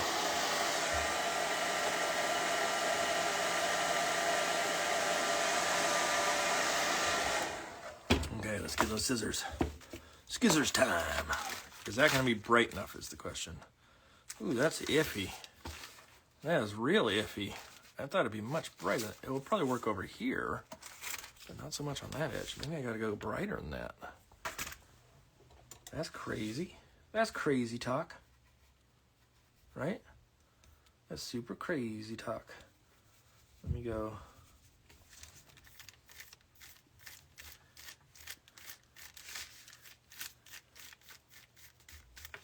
Even lighter on this, so it's got pink and other colors, but a touch more pop, pop, pop on it there. Let's see, is that going to be light enough? That should be light enough there. Okay, so let's try that.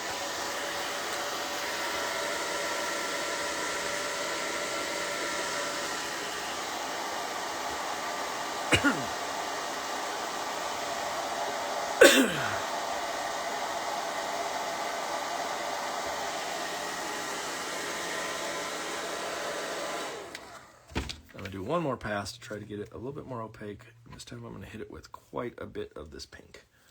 And see if I can get that to really punch even harder. Get a lot of that paint out of there. So it's pink here.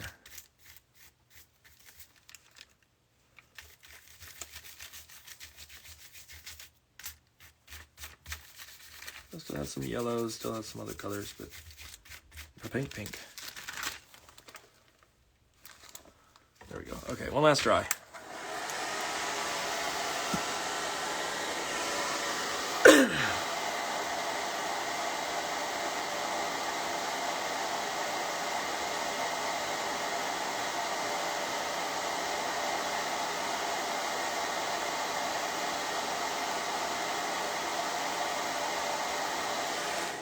Okay, that should be dry enough. Let's try doing a little test run of this.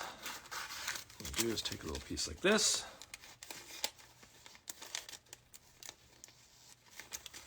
And cut out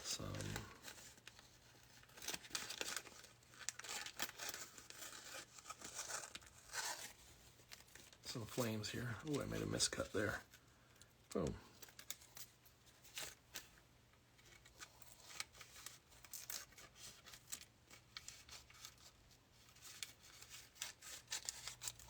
Let's see what happens if I put that in there.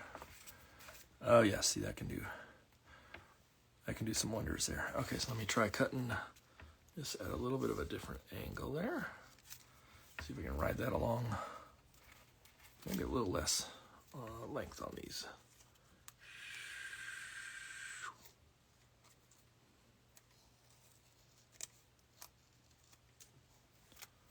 There we go.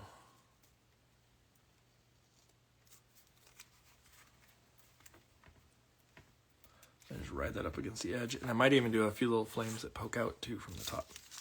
Let's try this. Let's get one going this way now. This one can actually probably be a little bit taller even. I don't know why I'm saying it that way. A little bit taller even. Maybe I just do multiple on this side.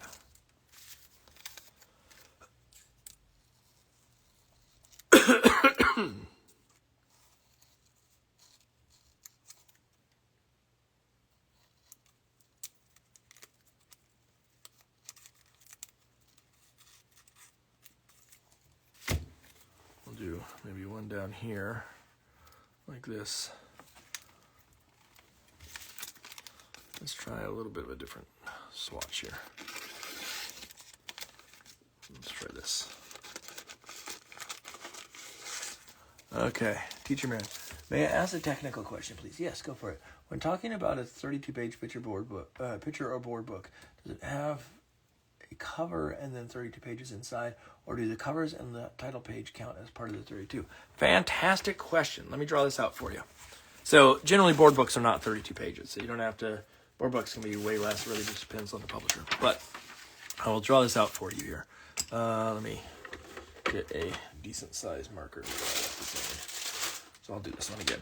So if you do your page count, this is the way that I've always thought of it, is your first, so let's say this is 0, this is 1, right? Then 2, 3, 4, 5. I'm going to draw a few, but I'm not going to do, I don't think I have to do all of it, but 6, 7, I mean, maybe I do, 8, 9, and I'll just do this, dot, dot, dot, dot, dot, dot. And then we end up with 32, and then we'll call this one 0 again, and I'll explain what the 0 means.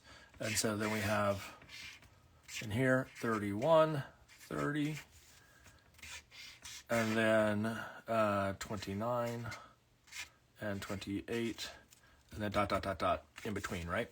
So here's the catch. Your 32 pages are 32 interior pages. 2 of those pages are actually glued to the interior of the book. So the 0 right here is not a real page. That's nothing. The 0 here is not a real page. That's nothing, right? This is what's called a paste down. And I will show you in a book what that means. This one here is a paste down. So if we look at a book, I'm just going to grab one of Tom's books here just because it's hard copy. It's easy to go with. The paste down is on the opposite side of page number 2. So literally the first page you don't even get to see. It's glued to the hardcover of that 32. So your first page that actually could have anything on it, but most people just do end papers, is page number 2. So we'll call this end papers. Right? This is end papers. Now, some books like to make end papers not just a flat color. Maybe they're a texture, maybe there's a pattern, maybe there's some sort of image on it. But that is what those end papers are, right? And so the same thing happens on 30 and 31 back here. These are end papers.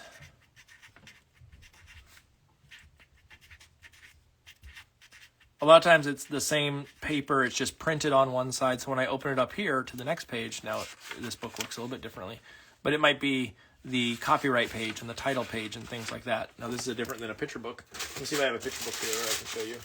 So if we use something like Look Up here, our end papers are actually painted, right? So the part that's glued down is 1. This page here on the left is 2, 3. I open it up. 4 has the copyright. 5 has the title. And then we go to the back.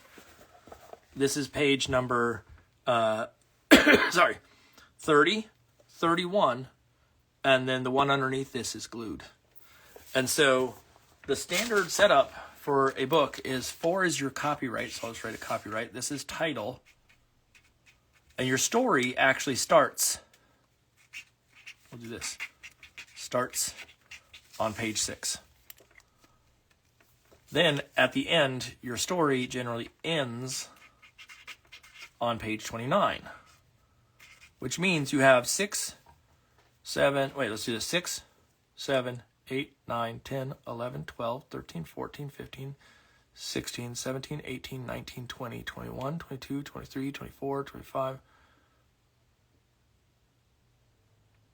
I didn't even keep track of that. Hold on. 6, 7, 8, 9. This is 10, 11, 12, 13. I did all that math and it didn't help me at all. 14, 15. 16, 17 is generally your center of the book. 18, 19, 20, 21, 22, 23, 24, 25, 26, 27.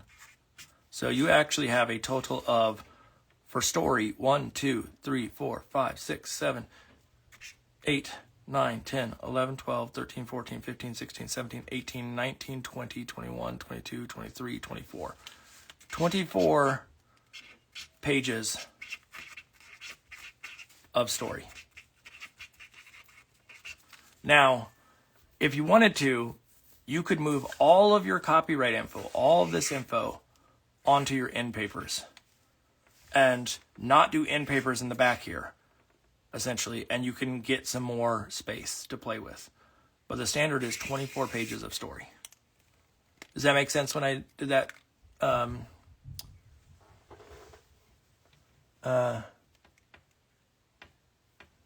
the idea of a standard 32-page picture book.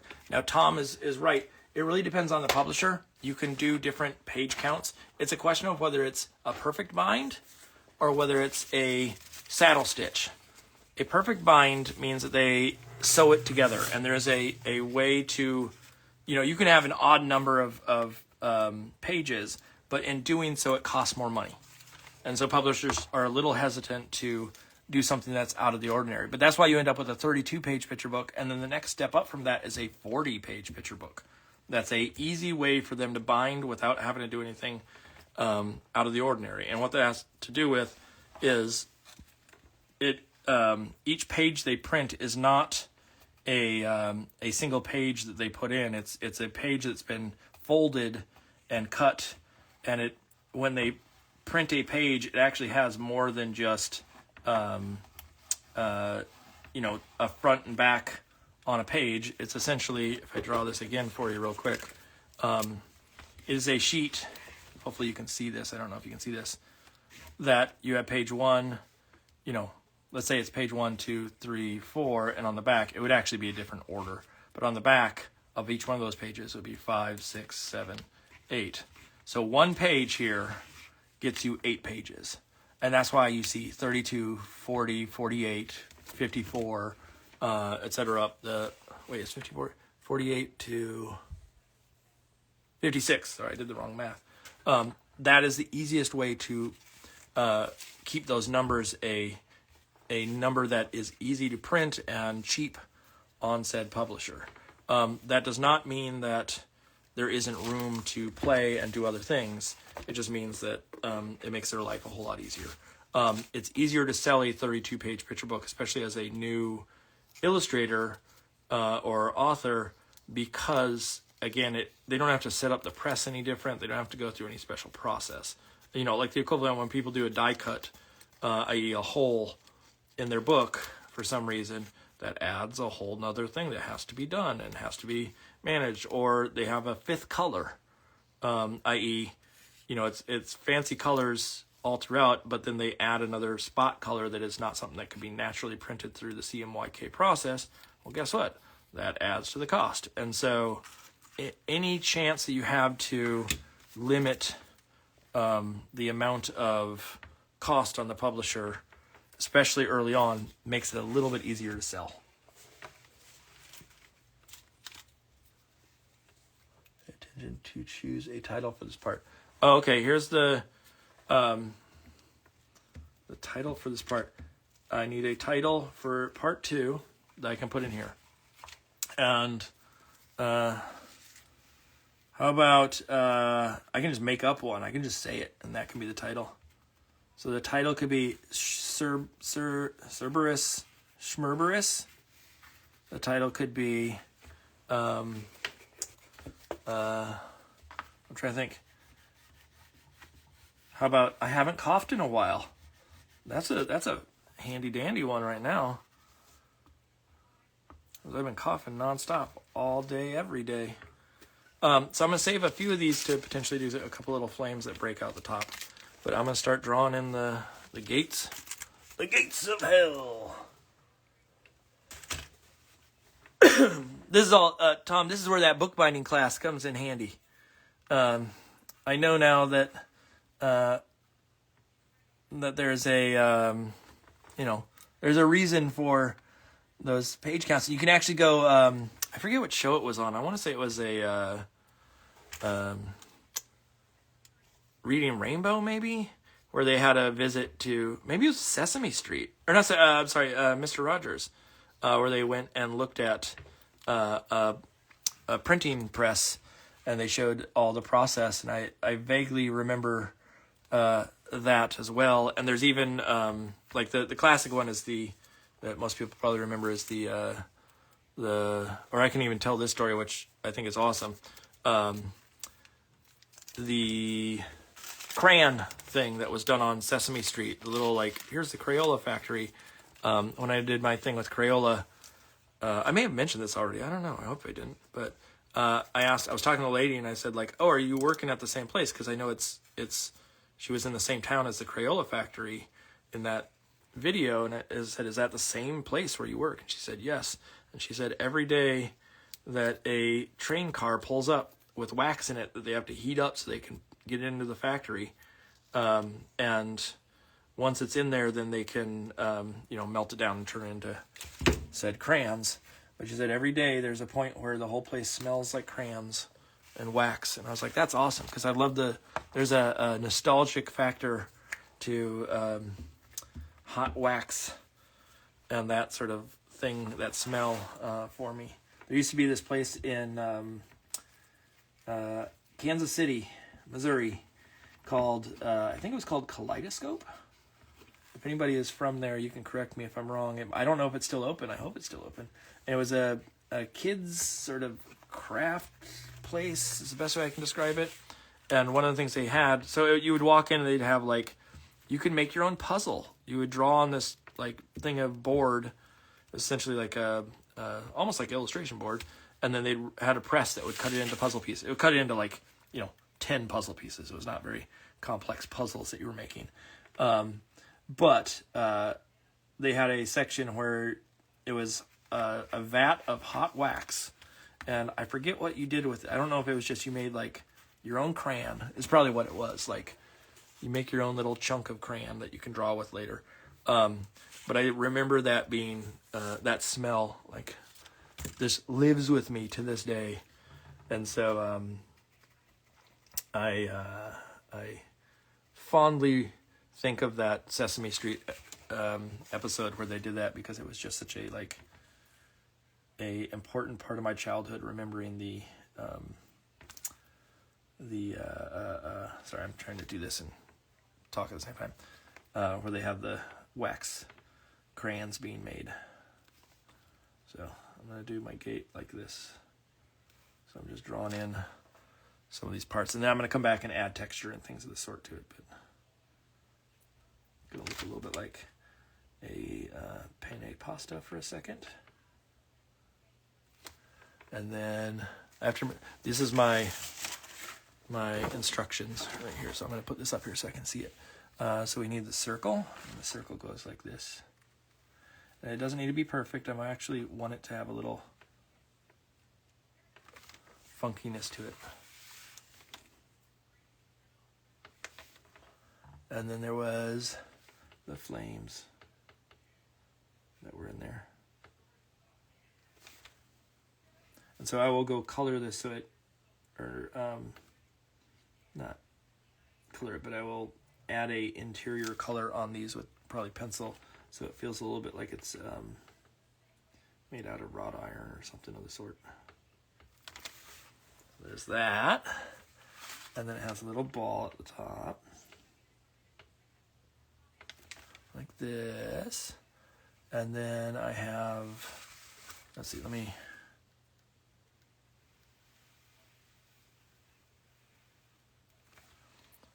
put in said gate here. Get some big chunky black paint on here.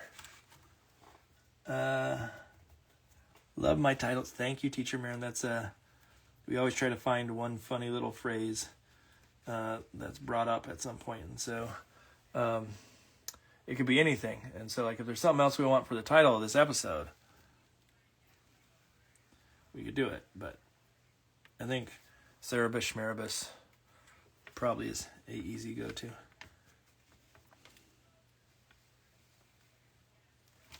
I need to water down this paint a little bit more. It's a little thick here. I'm having trouble painting around these corners here.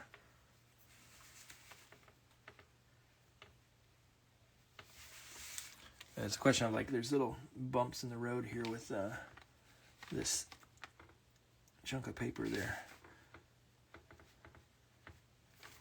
that I got to figure out how I want to do that. Do I want it to have those little variation there, or do I want to try to smooth it out the best I can?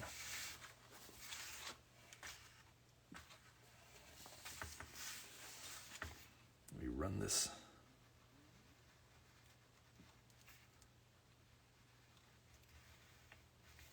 line of the gate here.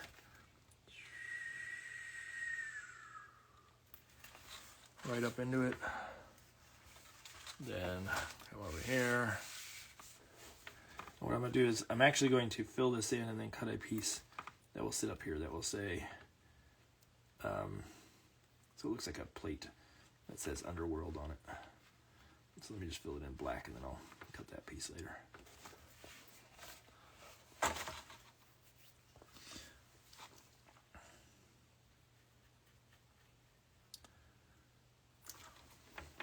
Where are we at time-wise? 9:39. Okay, so we're going to be a little bit past 4 hours for this thing, but we'll get there.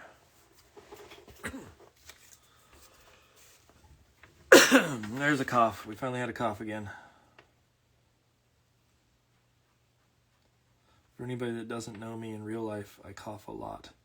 And I went to the doctor because I was sick, like I said a couple of weeks ago, and the cough I've always had a cough, but it got progressively worse during that, and so it was time to jump on the case, and the doctor thinks it's somewhat bronchitis. She said that's going around up here in the Northeast, but then also that it's acid reflux. For anybody that's old, they understand, and so I'm on a series of medicines trying to kick both of those at the same time, and hopefully I stop coughing soon enough. That would be lovely if that could happen. But we will find out as we get further down the line. So far it's done a little.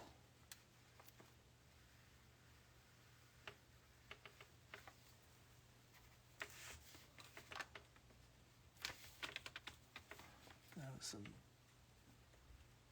chunky paint there. Like, I want the lines to not be 100% perfect. That's the goal. I want them to be a little funky. It's a question of how funky do I want them to be? And so we will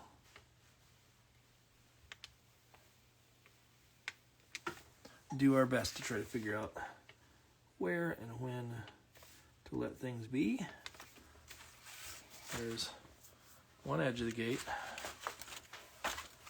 There's the other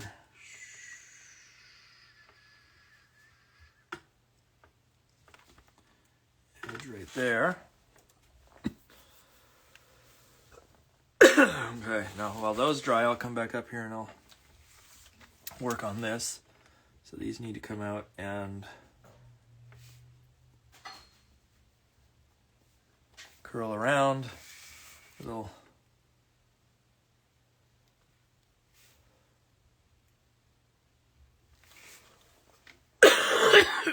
excuse it, air like that. And then another version here. I went and looked up scary gates at when I was sketching this out of like what are the classic signs of a scary gate, and these are some of the things that showed up. Was this like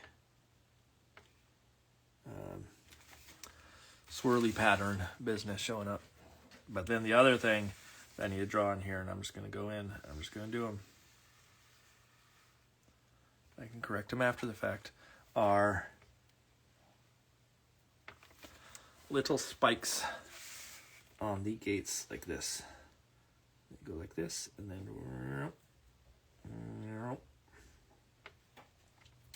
if you have those on your gate, that means you're an evil person. And so I'm going to draw those in and get that sort of set up. Man.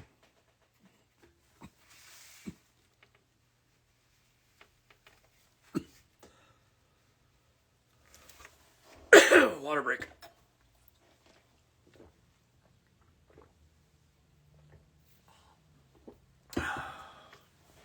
There you go.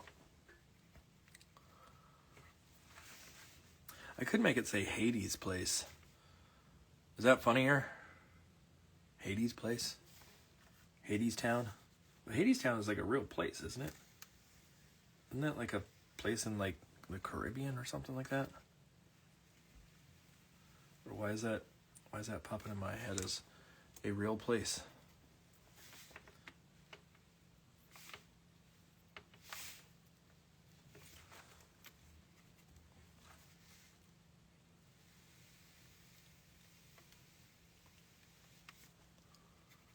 Okay, let's see.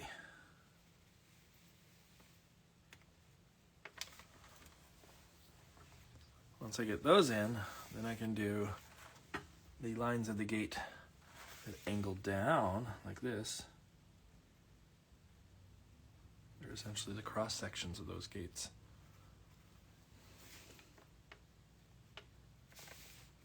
Like this. We get a little bit of perspective happening there on them. And then let me put the fence post things, whatever you want to call those. I don't know what you call those. Finials. They're not finials. Finials are swirly, aren't they? those on them. And then I will, there's a chance, and I will have to see, I'll have to like play around with it, but there's a chance I might change the colors of this piece digitally. So it's not so red, actually. So it ventures into like more of a yellowy tone. You know, it's probably flames make the most sense, but there's part of me that looks at it and goes like, maybe that's too typical. Like, we understand as long as it looks flame adjacent, or it feels like it's, you know, the step cousin of flames or redness, then potentially we can get away with something else. But we need to get to that point before we figure that out. We need to get this done before we figure it out. Thank you, Tom. Yeah, it's, again, I might have a few flames that sort of like leap underneath the edge. But I need to get these all sort of, these chunky gate lines drawn in. It's 3 on each side, so that gives me the guide for 1. Try not to have to get more black paint out if I don't have to. 2. And then 3 is coming up.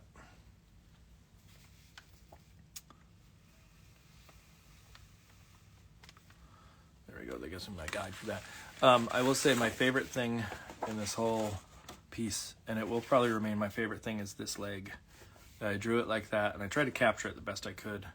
You know, I didn't go up as high in the neck, and maybe I should have, but I love that little leg, and that chin, that underbite on that one dog there is a loving underbite. It's one of our dogs has an underbite, and I love that. That look. It kind of makes them look a little tough, but not too tough in the process. And oddly enough, it reminds me of a chainsaw with the way I did the little teeth sitting on it, and so I like that sort of aesthetic in some sense. And so that's why that was drawn that way.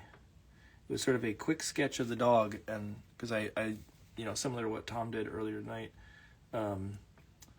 I like to sketch fast because it loosens up my lines. Let's put it that way. And so when I sketched fast on this, I ended up with some irregularities, like the chin there, or even the droopy bottom lip over here. And I didn't go quite as droopy on this. I probably could try to touch it up, but or get it a little bit more droopy with paint, but I don't know if it's worth that fight at this point. I think it's probably better just to move forward with what I got. So let me see if I can get this done here. Let's go in here and clean up those, or get those a little bit more solid. Again, they don't have to be perfect, but solid at least, so they look like they're a continuous gate and not just a gate that's broken apart for some reason. That wouldn't make any sense.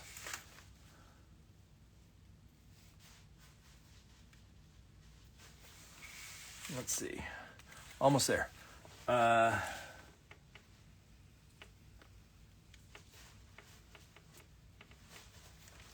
we go. There's that. Let's get this one to come down the way it's coming down, and then one more that's down here, and that's roughly about here, and it's a stronger perspective. There we go. Okay. Last little odds and ends. There's a few little spikies up here. This is so no one sneaks over the gates into the underworld. So that was 3 on that side. I'll do 3 over here, and I will even them out for the most part so they're the same height. So it has the perspective is not being, or there's not some weird little issue showing perspective. So.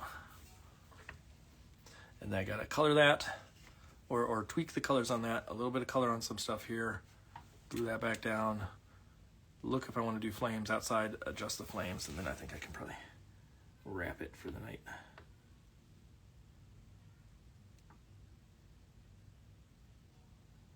Let's see what we can do. Boom, boom, boom, boom.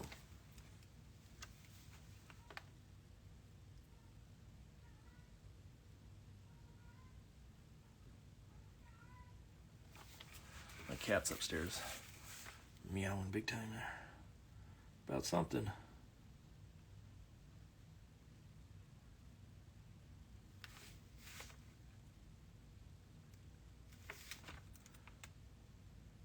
I looked up some information about Cerberus, and sometimes it's only shown with 2 heads, and even rarer, sometimes shown with hundreds of heads. But I wasn't going to draw that. I want the classic version of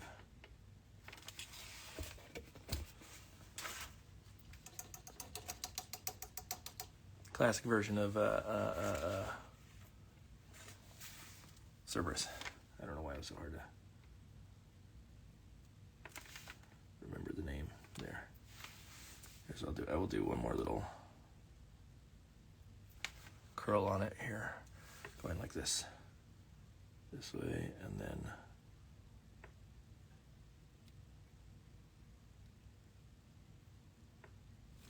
coming around like that. I'll do the same over here. Let's see if I can smooth that out there. There we go. And then one more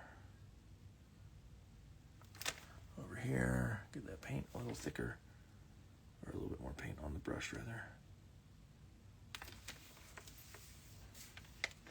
Maybe I'll do. I just want it to feel ornate enough for.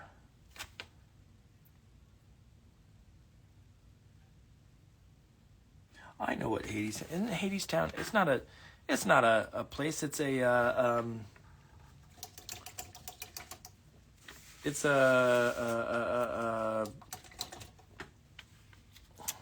Broadway show or something like that, right? I forgot to do a little dog collar thing over here that's gonna say C because Cerberus. So there you go. Put that in here too, so needs a little touch of lighter tone to it. Let me see if I can get a little, need a little bit more white. There's my white. There it is.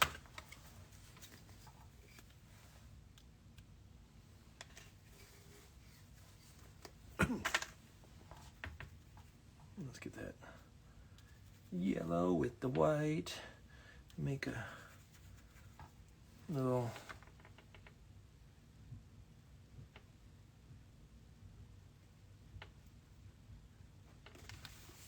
dog collar, and then I will probably make it look a little bit more shiny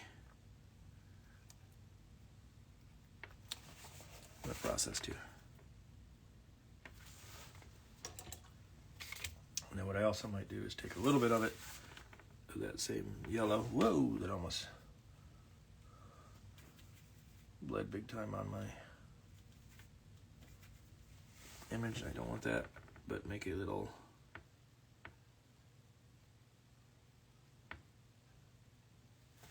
hint of a collar there, or a what do I want to call it, a buckle. There we go. I don't know why that was hard to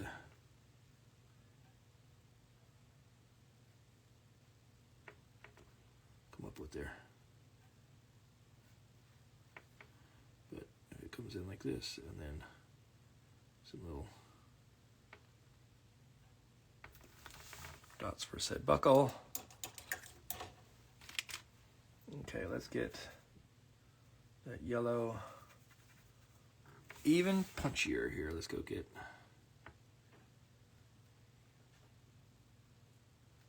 the inside of it. A little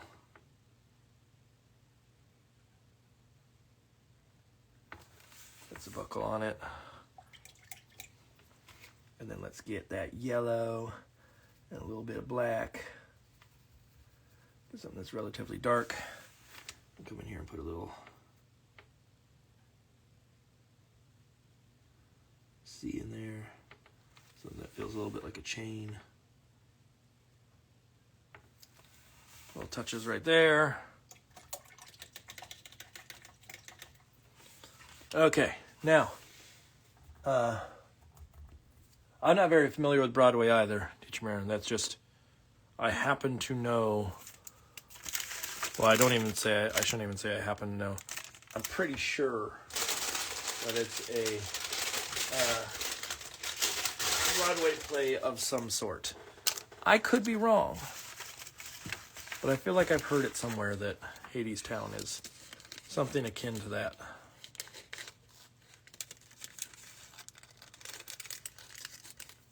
Let's see, I think that's going to be long enough. Let's see. Oh yeah, it's going to be plenty long. So now it's a matter of just trying to match this little curve here and getting the right distance on it.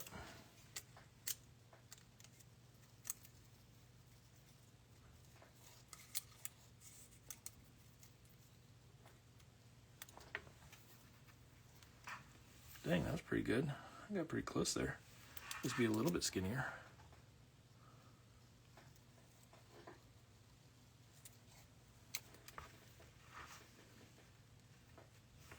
That's pretty good.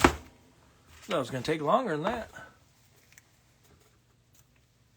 Hades. Is it Hades Town or Hades? Yeah. Hades Town, I think, is how it's pronounced. I feel like I've heard people talk about it. I have no idea what it's about. Not a clue. I feel like I've heard people talk about it at least.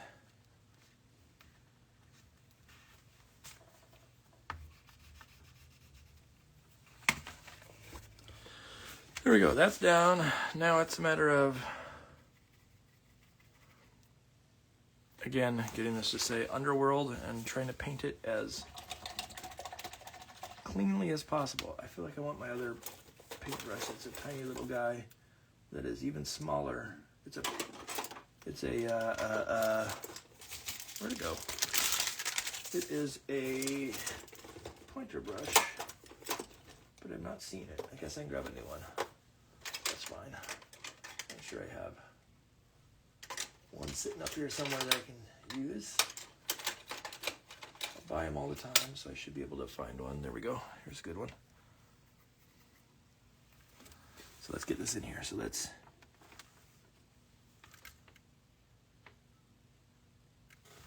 a little too thin. A little bit more paint on there. There we go.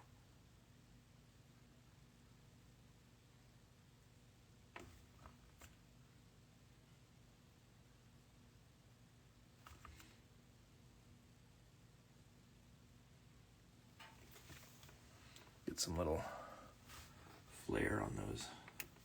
I don't know if I even like that, but we'll adjust for it.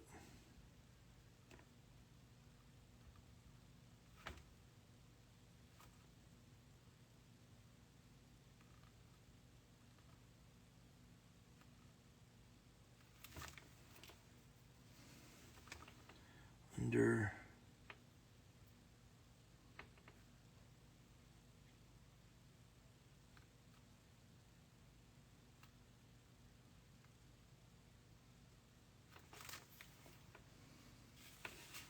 So I'll do it.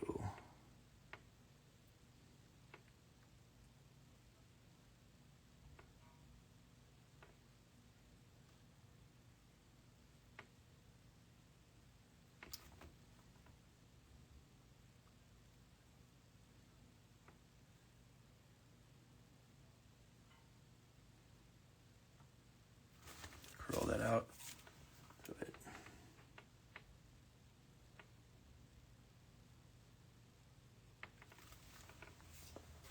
Says it accordingly. Let's get in here. I'm going to make these little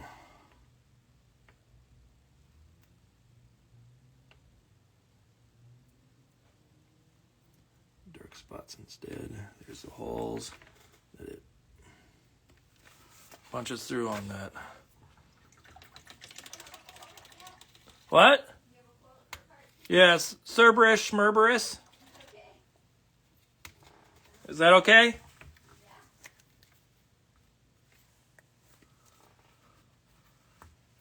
Tom, let me see what he said. He said, it's been amazing to watch you fine-tune this painting. Thanks a lot for having me on the big show. It was fun now, and I must slumber. Well, good night, Tom. Thank you for joining me tonight. Again, I greatly appreciate especially putting up with technical difficulties at the beginning. But I greatly appreciate the time and patience and the stories du jour. And I look forward to running into you sometime out there in the big bad world of Kidlit. And so, good night, sweet dreams, my sweet prince.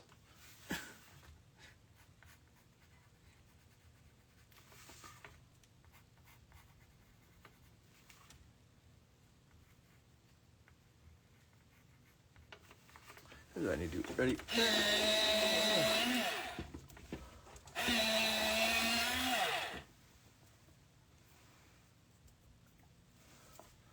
Okay, let's see.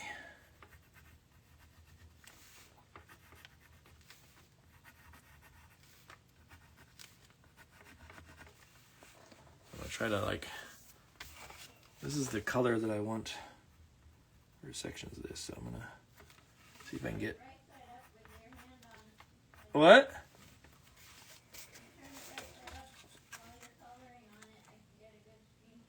How about this?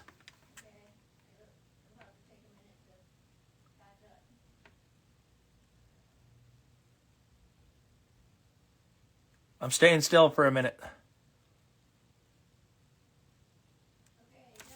Yeah, I was going to say, you should have plenty by that point. I stayed still for a long time. Yeah. So everybody knows I'm talking to my producer upstairs. She's a real slave driver when it comes to what I gotta do, when I gotta do it. For anybody that doesn't know, I'm talking about my wife. She's cool and all. She's a nice lady. She's pretty. She's smart. I should have said smart first. Because she's more smart than she is pretty. No, I'm just kidding. I'm just kidding.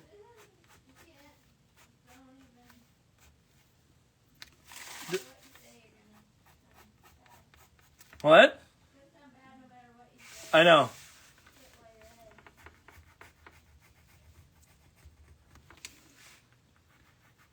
She's the coolest lady I know.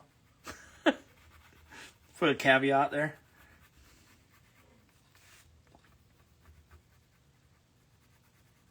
If only she didn't trick me into marrying her.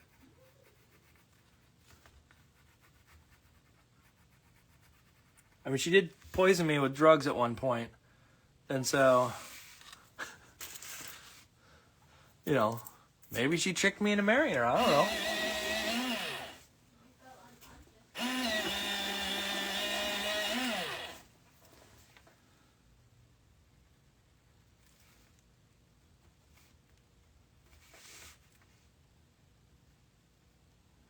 Let's get these shadows in here to get these gates feeling more gate-like. How's that look? Does that look pretty? That looks pretty good. I told you it looks pretty good, so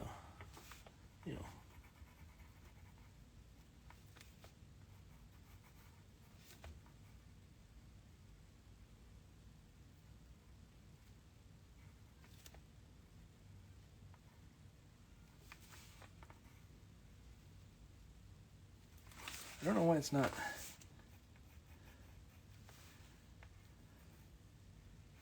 catching in some sections. It's got to be just something to do with the thickness of the paint or something. Or, oh, you know what it is? Probably glue. It's on the board there or something.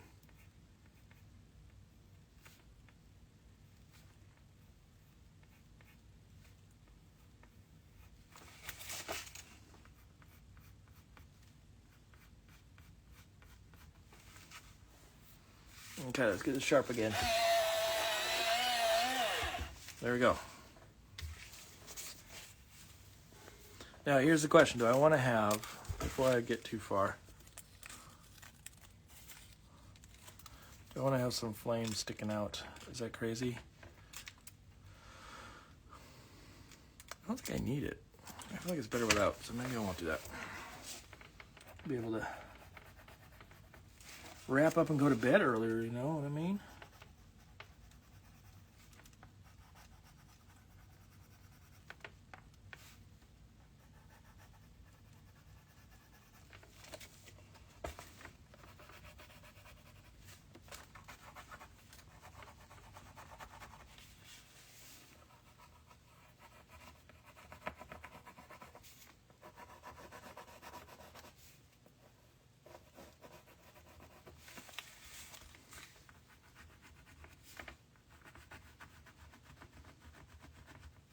Well, that's not good. It just tore up the page a little. I'll fix it.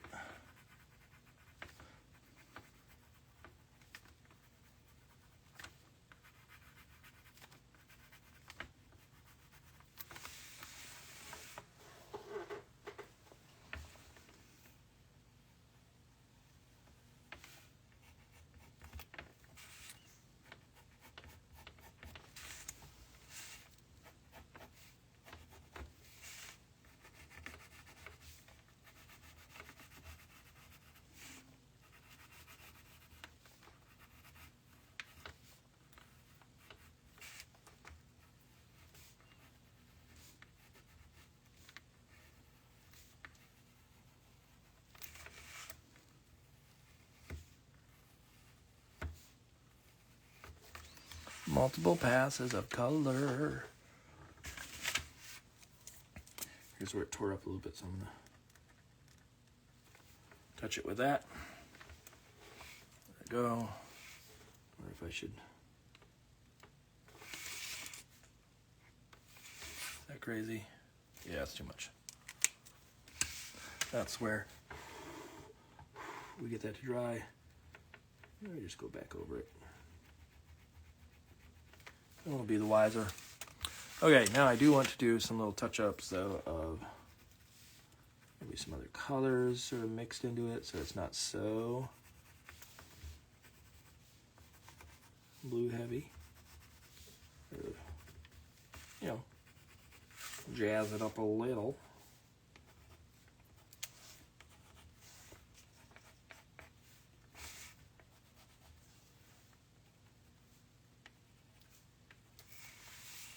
And also get this yellow, which is what I really want to.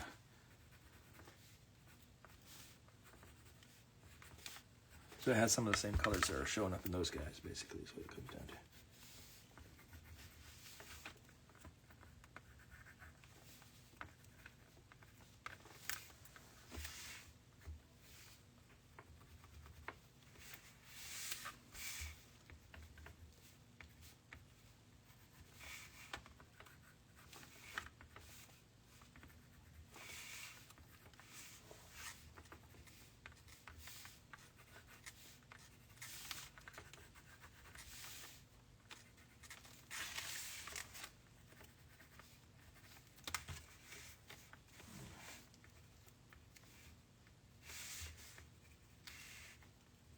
Get red.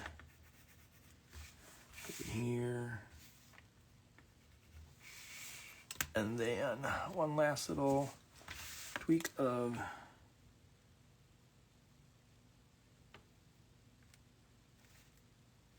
dark underneath where the shadows would be on these.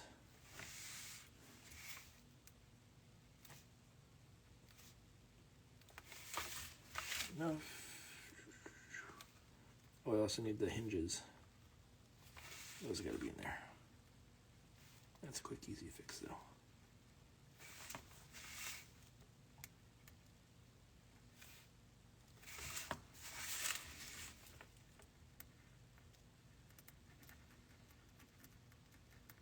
Hinge. Hinge. Hinge.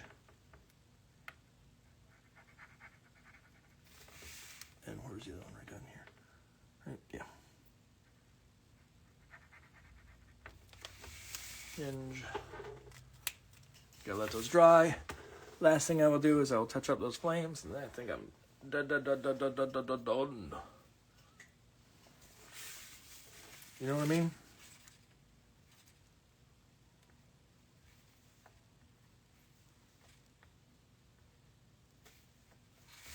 I know what I mean. Do you know what I mean? That won't work? No, that one will not work. I need... Where is it? Is that it on the edge? I think that's it on the edge. Let's go after it. I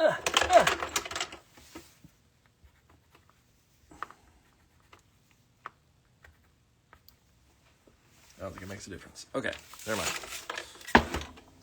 If those hinges are basically done, this is where I come in and I go put a little streak on each of color.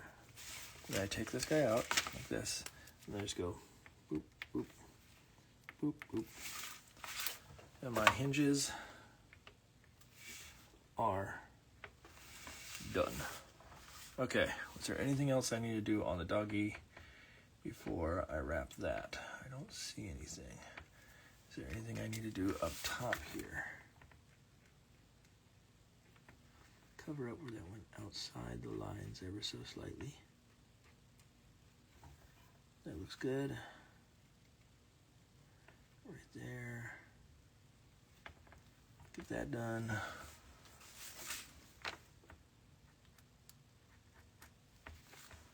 I think that's pretty good. I think we might be able to call it at that. Let's see. Is there anything else? Oh, the flames. I did want to make those flames a little bit more punchy. Or at least some little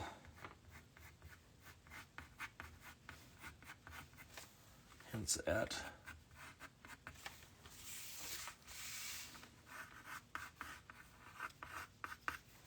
do some lines, even some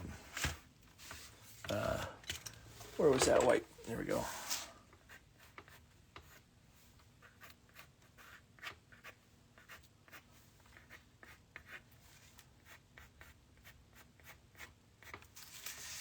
Just so they pop a little bit more.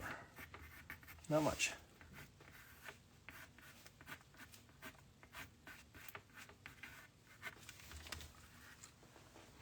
And that one last little, and I think it's good, which is getting that stuck down. Okay. Assuming that works, we got Cerberus guarding the gates of the underworld. Let's get the space cleaned up a little bit so we can actually see it. Get my brushes in the vat of water. Colored pencils put away. And then we will kapow kapow, Kelly Kapowski, on out of here.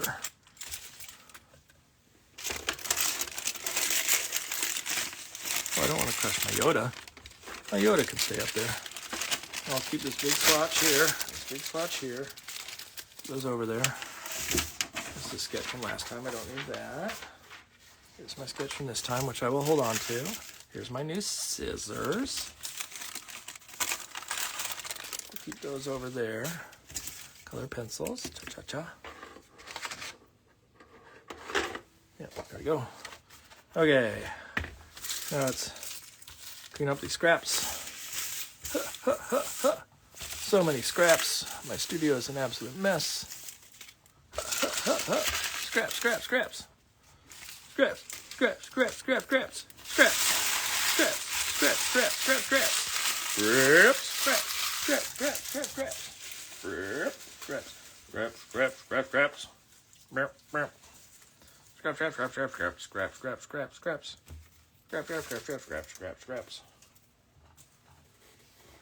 And then do I have, I wonder if I can just get, I do the black normally, but the black is getting a little dirty at this point. We'll put it on there for now. Let's see what we get.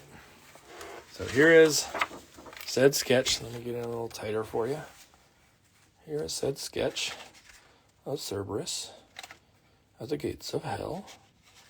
And here is the finish of Cerberus at the gates, well, not the gates of hell, the gates of the underworld, which is run by Hades. Let's see if I can get them both up there in one shot here. Ooh, look at that. That together, yeah, it's pretty good. There we go. Okay, everybody, I think that's it for the night. I want you all to have a lovely evening. Again, a reminder for those that held on to the end. Let me get some of these books that we had on today and talked about, and show you the books of who's coming up. So next week, we have on the wonderful, the multi-talented Greg Pozzoli. Let's get that glare out of there. Greg Pozzoli. Good Night Owl. And then Earl and Worm here. He's going to be joining us and doodling and sketching. And very excited to have him on. Let me give you a little sample. Good Night Owl.